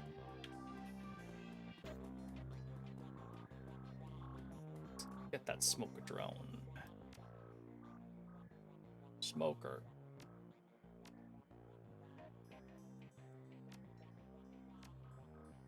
Alright. Look at our drones. Oh god, they've combined into one terrifying mass. Okay, they are no longer combined into one terrifying mass. The hacking in the Genesis version? I don't think I saw the hacking in the Genesis version, but the Genesis version is really interesting because it's like almost like a... It's like a free roam RPG, which is a really interesting concept for a Genesis game. Mr. Delilah, if you are talking to me, then there is business to transact. Am I right? Yes, Mr. Delilah, I have a need I think that you can fill. Of course you do. That's why you came back to me. Street talk is that you are tracking the Ripper. What can I do for you, Ripper Tracker? I need to put a crew together. You got Scratchy planning to pay me out of your earnings. I can pay the runners up front. Excellent. We agree on terms. I've got some runners on call if you got any special requests. Yeah, I'm ready to go. Let's see them.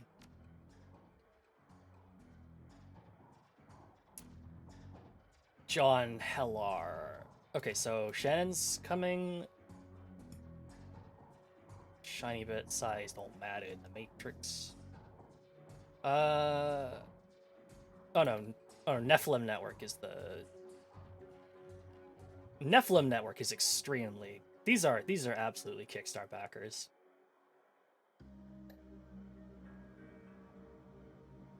Okay, so I can't bring Coyote for this one.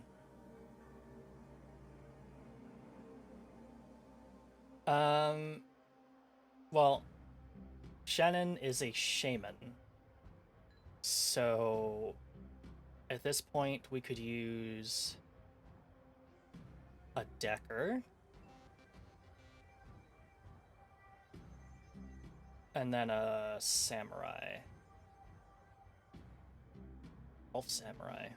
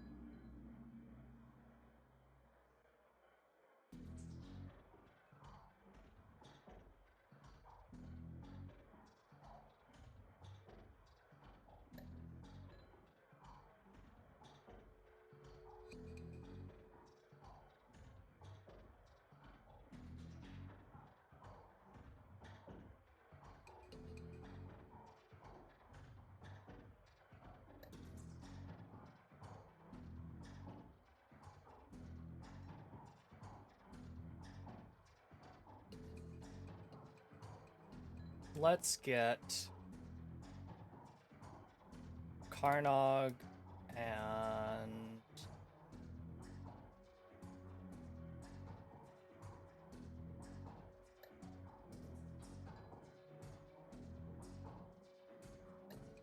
I could probably use someone with melee weapon, but let's get Iron Liz.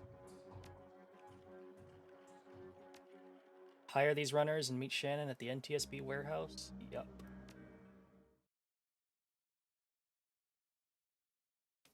Return to the docks. You return to the docks to meet Shannon Halfsky, although the Ripper's latest victim was her brother.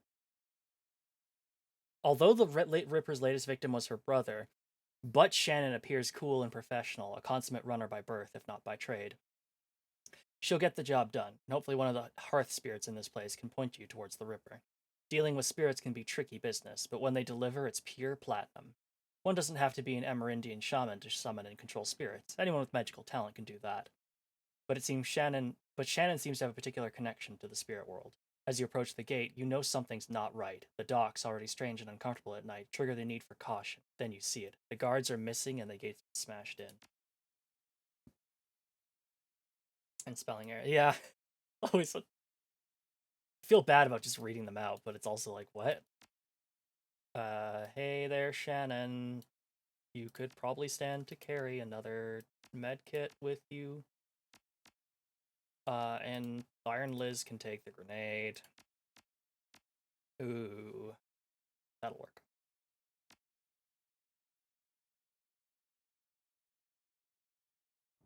I didn't get a Decker, did I? Nope. Oops. About time you showed up. Looks like we weren't the only ones who want to take advantage of the situation. A bunch of mercs have locked down the area. I don't think they're here for us, though. My guess is there's something worth a bit of coin left in that warehouse. Any chance we can sneak past? Probably not. They've been doing regular patrols around the perimeter, and the front door looks like it's locked.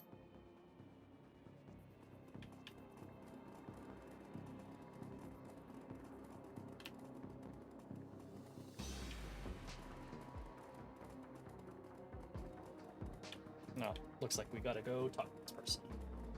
My first is a sidebar that has been at least 3 editions of the book. Oh.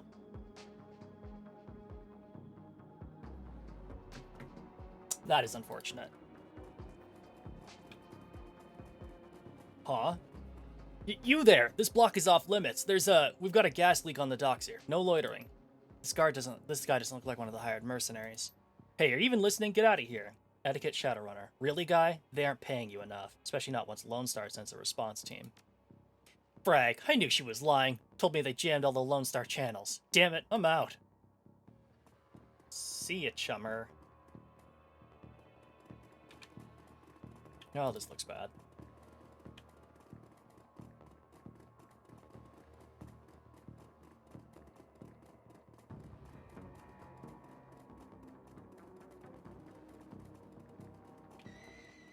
Nope. Fan out and secure the area. Ah, fuck. Don't want to be out in the open. That's Smoker. Don't need Smoker right at this moment. What? I only had 1 AP? Oh, that's bullshit.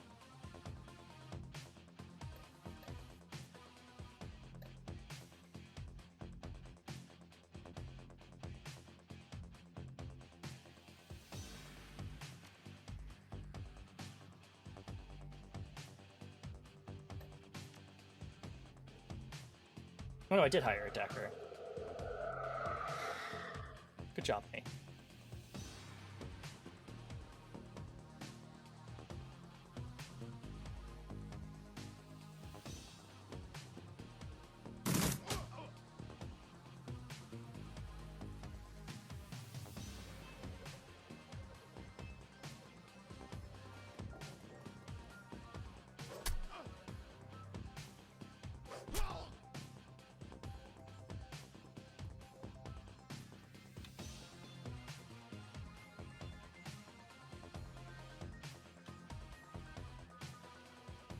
Oh, I didn't actually activate my Doberman yet.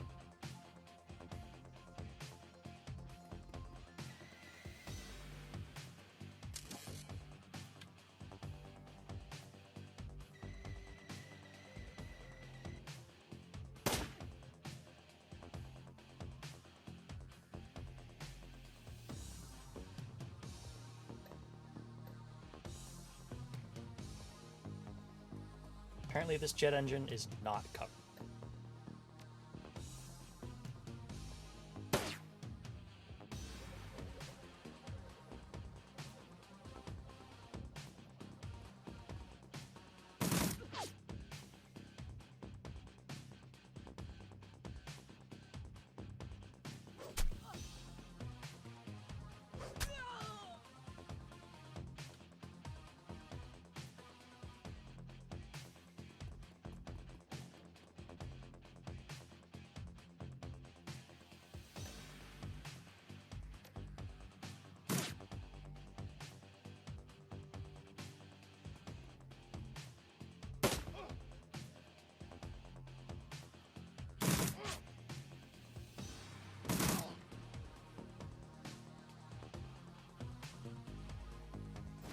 Looks like it's the key to the warehouse.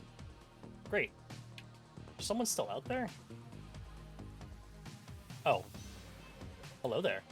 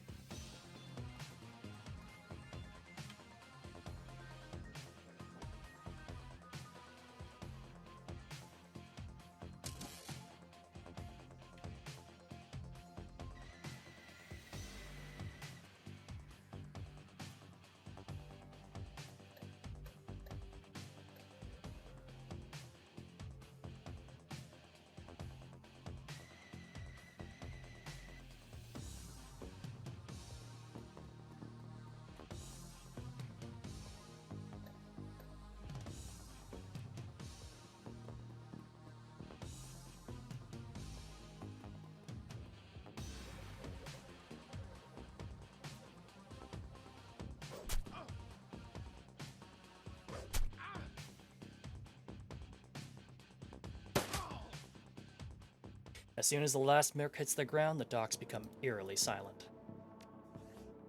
How hurt is Iron Liz? Not that hurt. Okay, cool.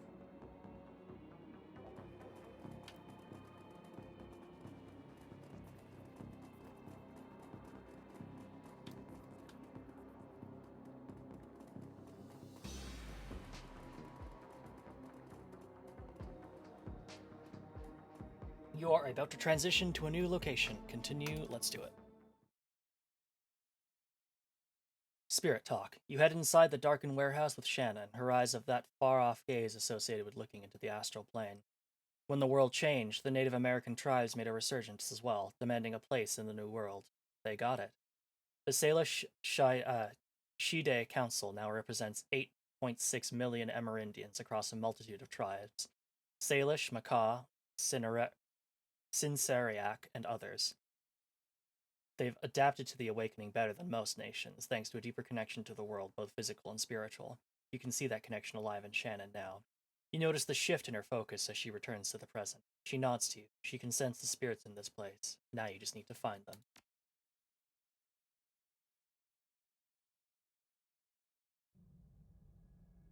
Find that data or we're dead meat.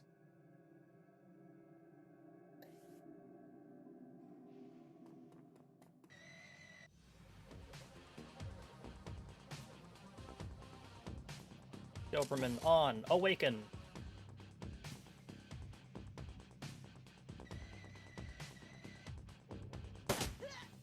Holy shit.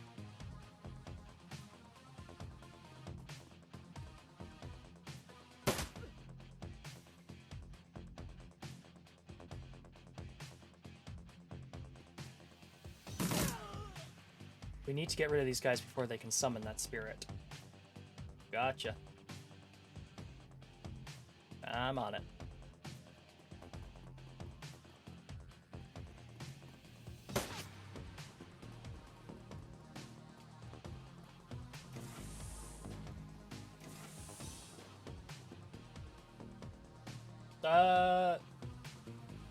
This is less than ideal.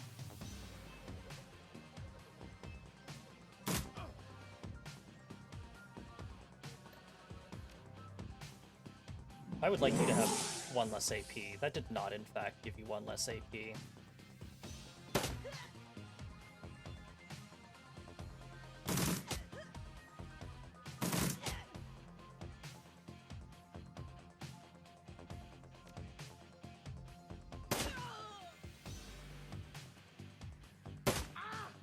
Ooh, Doberman drone. Doing good. 40%. Okay.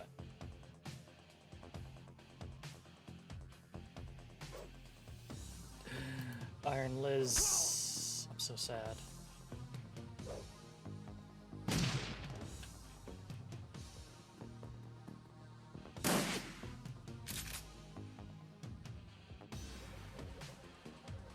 Fuck it. Let's try that smoker draw out.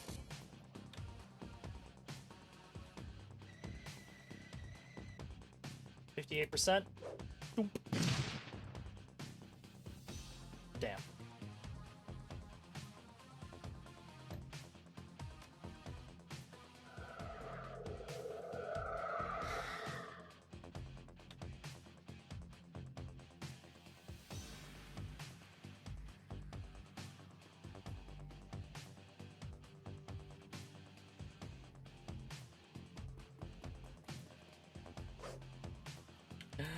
Iron Liz, please.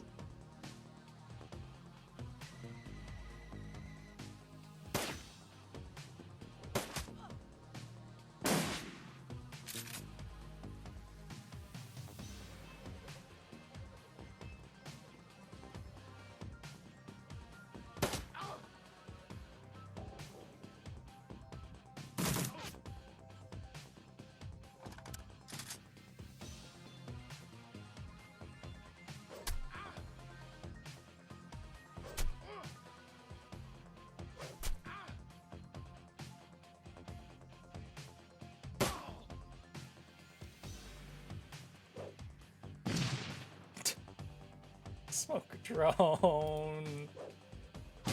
Yeah, smoke a drone. Woo, smoke a drone.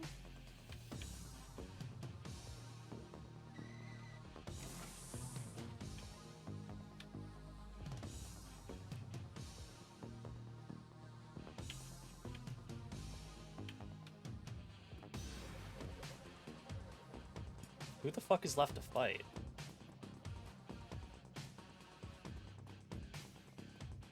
Nope, no one there.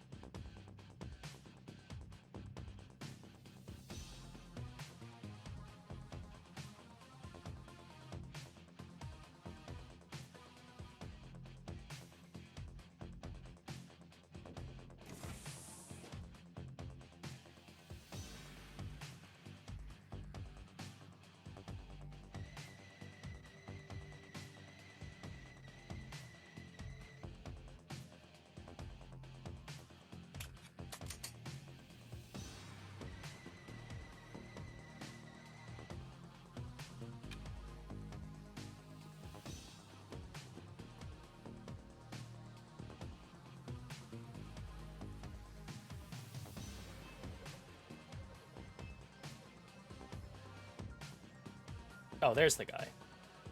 Oh, there's two guys. Okay.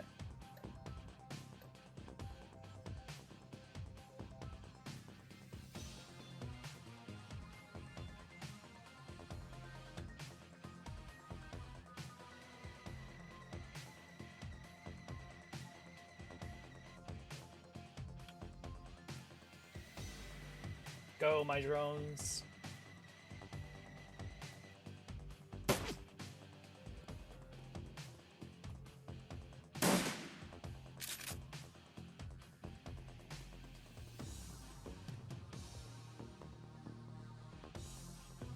Okay, Shannon, I don't think you'd be able to see anyone from here. You can't.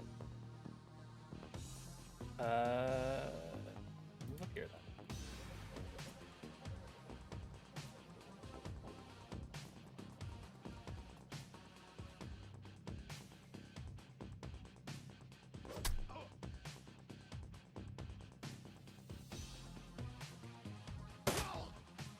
Oh, Doberman drone, extra treats for you tonight.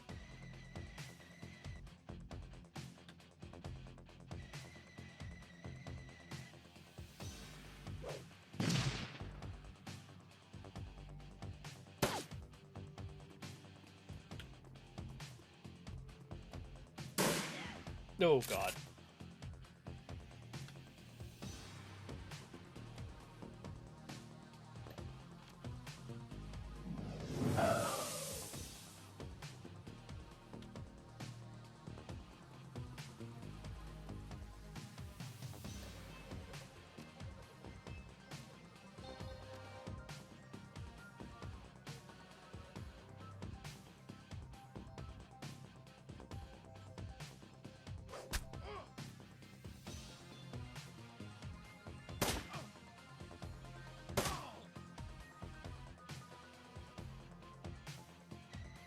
Alright, Doberman, you are like, or Cloak, it's Smoker Drone, you are right next to him. Yeah, that was 7 damage. We were here first, assholes. This is our score.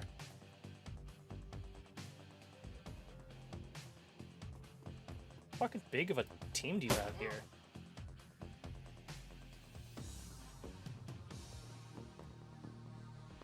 %, not worth it.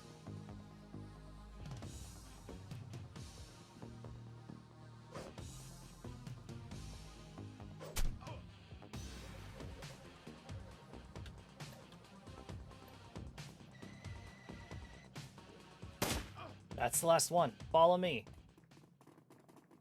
Hang on, sorry, I just need to get over there. I'm...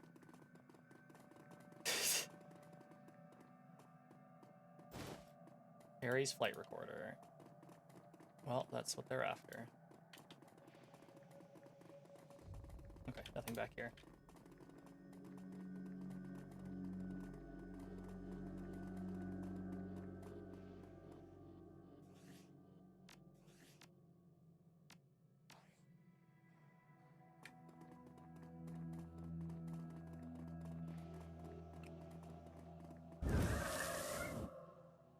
I will now summon the spirit. That was easy. The air grows cold, and the spirits of dead children coalesce from the vapors of your breath.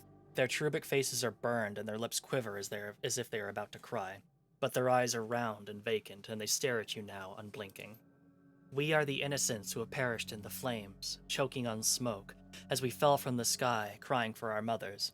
You bring anchors to your world, which was once home to us, and we will use them to testify.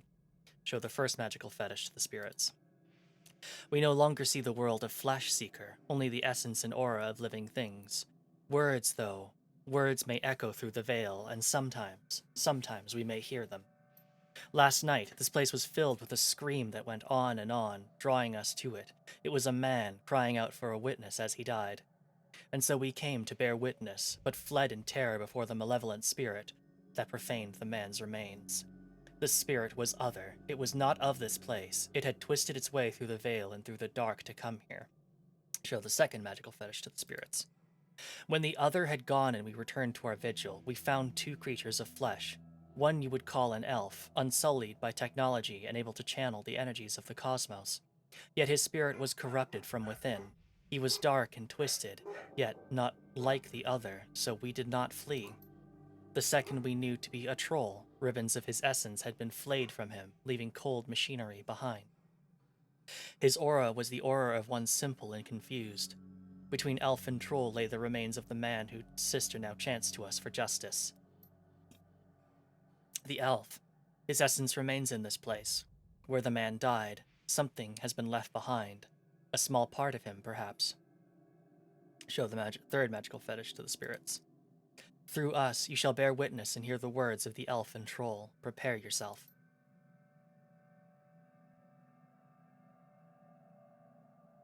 Your stomach lurches as the spirits pass into you, a heavy presence settling somewhere deep within your soul. You simultaneously feel like driver and passenger as time folds in on itself and you experience the moment after the murder that took place here the night before. You don't so much as see the elf and the troll as feel them. You idiot! There's no need to anesthetize him. He's already dead. Sorry, Doctor. As you put them out before you go to work on them at the hospital. Did this one volunteer too? He lets out a giggle. Yes, they all volunteer. Just like I volunteered for this bit of butchery.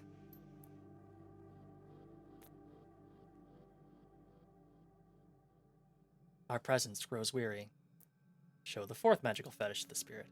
One of the spirits stares at the object for a long, long time. It lets out a sigh of relief as if reunited with a loved one after a long absence.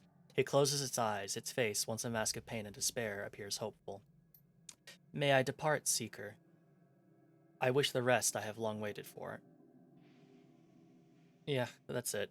Go now and rest, spirit. Thank you.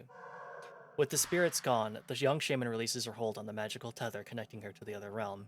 She reels from the backlash, or perhaps from the emotional toll of knowing her brother's last moments. They saw him. They were with him when he died. You alright? She takes a series of controlled breaths, only shuddering with the first few.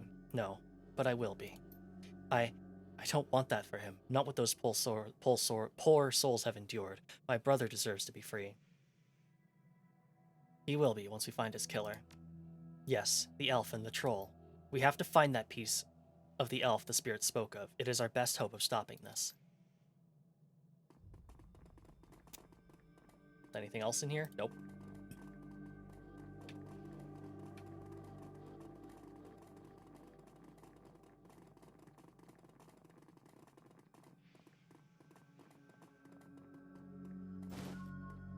Blood. This is what the spirits wanted us to find. The piece of my brother's killer. It's not much, but it is enough. She scowls at it, looking every bit like she intends to reach through the small sample and dismember its owner from afar. And perhaps she can. Can you track him with that? I can, given enough time. But I'm still feeling quite drained. I'll need to rest before I can try anything so involved. When I'm able, I'll communicate with Bear, consult the spirits, and do what must be done. But in the meantime, you may take some portion of the sample to pursue a more conventional avenue of attack. I have some friends who might be able to help. Good. Let me know if you learn anything about this elf and troll pair. And should you find them, I want to be there when they are brought low. I want to see the light leave their eyes. For my brother. As long as your need for vengeance doesn't endanger the op.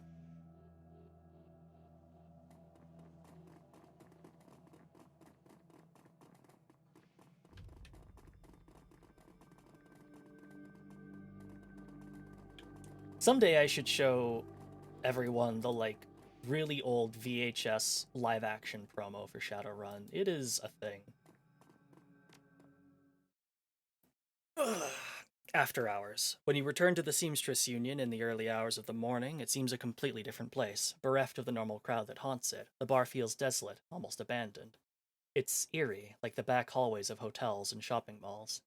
But you finally have a break in your case, a sample of the Ripper's blood. You just need to find someone to help you analyze it.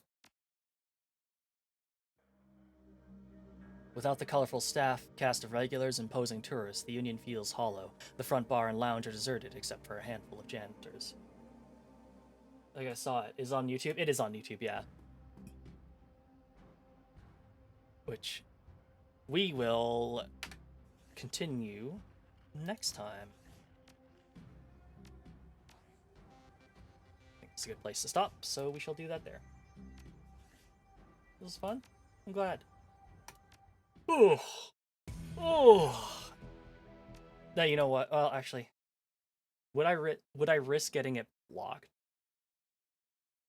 I might get. I'm. It might risk me getting blocked. So what I'll do instead, before we go, I'll uh, I'll go find that thing real quick and post it in chat for you. I won't put it on stream just because I'm a little nervous about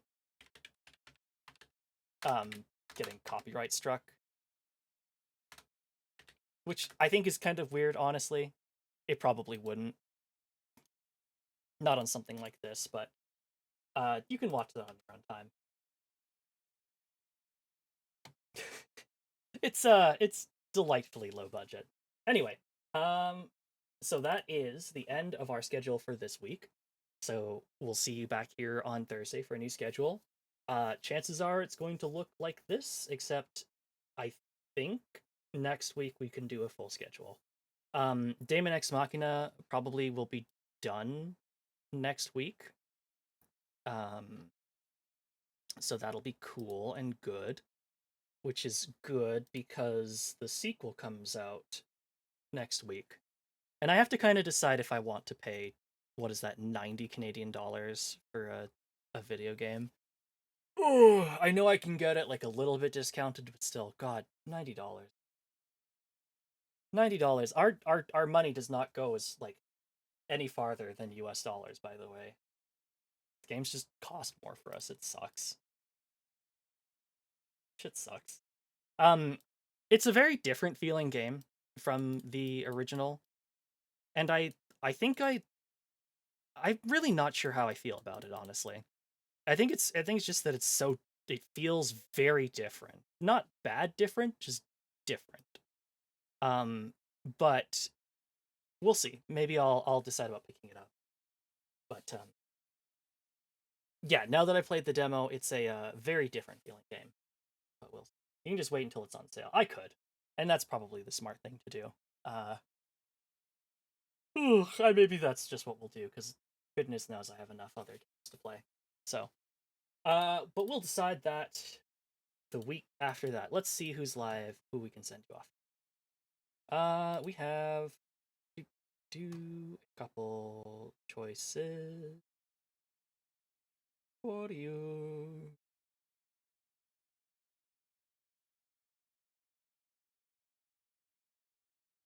Why don't we send you off to Detto Fretto playing some Sid Meier's Civilization 5? Never mind. They are ending stream. Let's not do that then.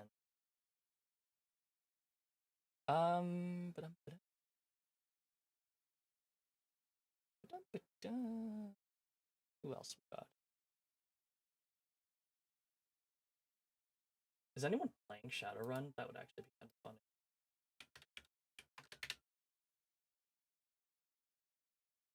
No. It did say we have 4 viewers when I set it up, but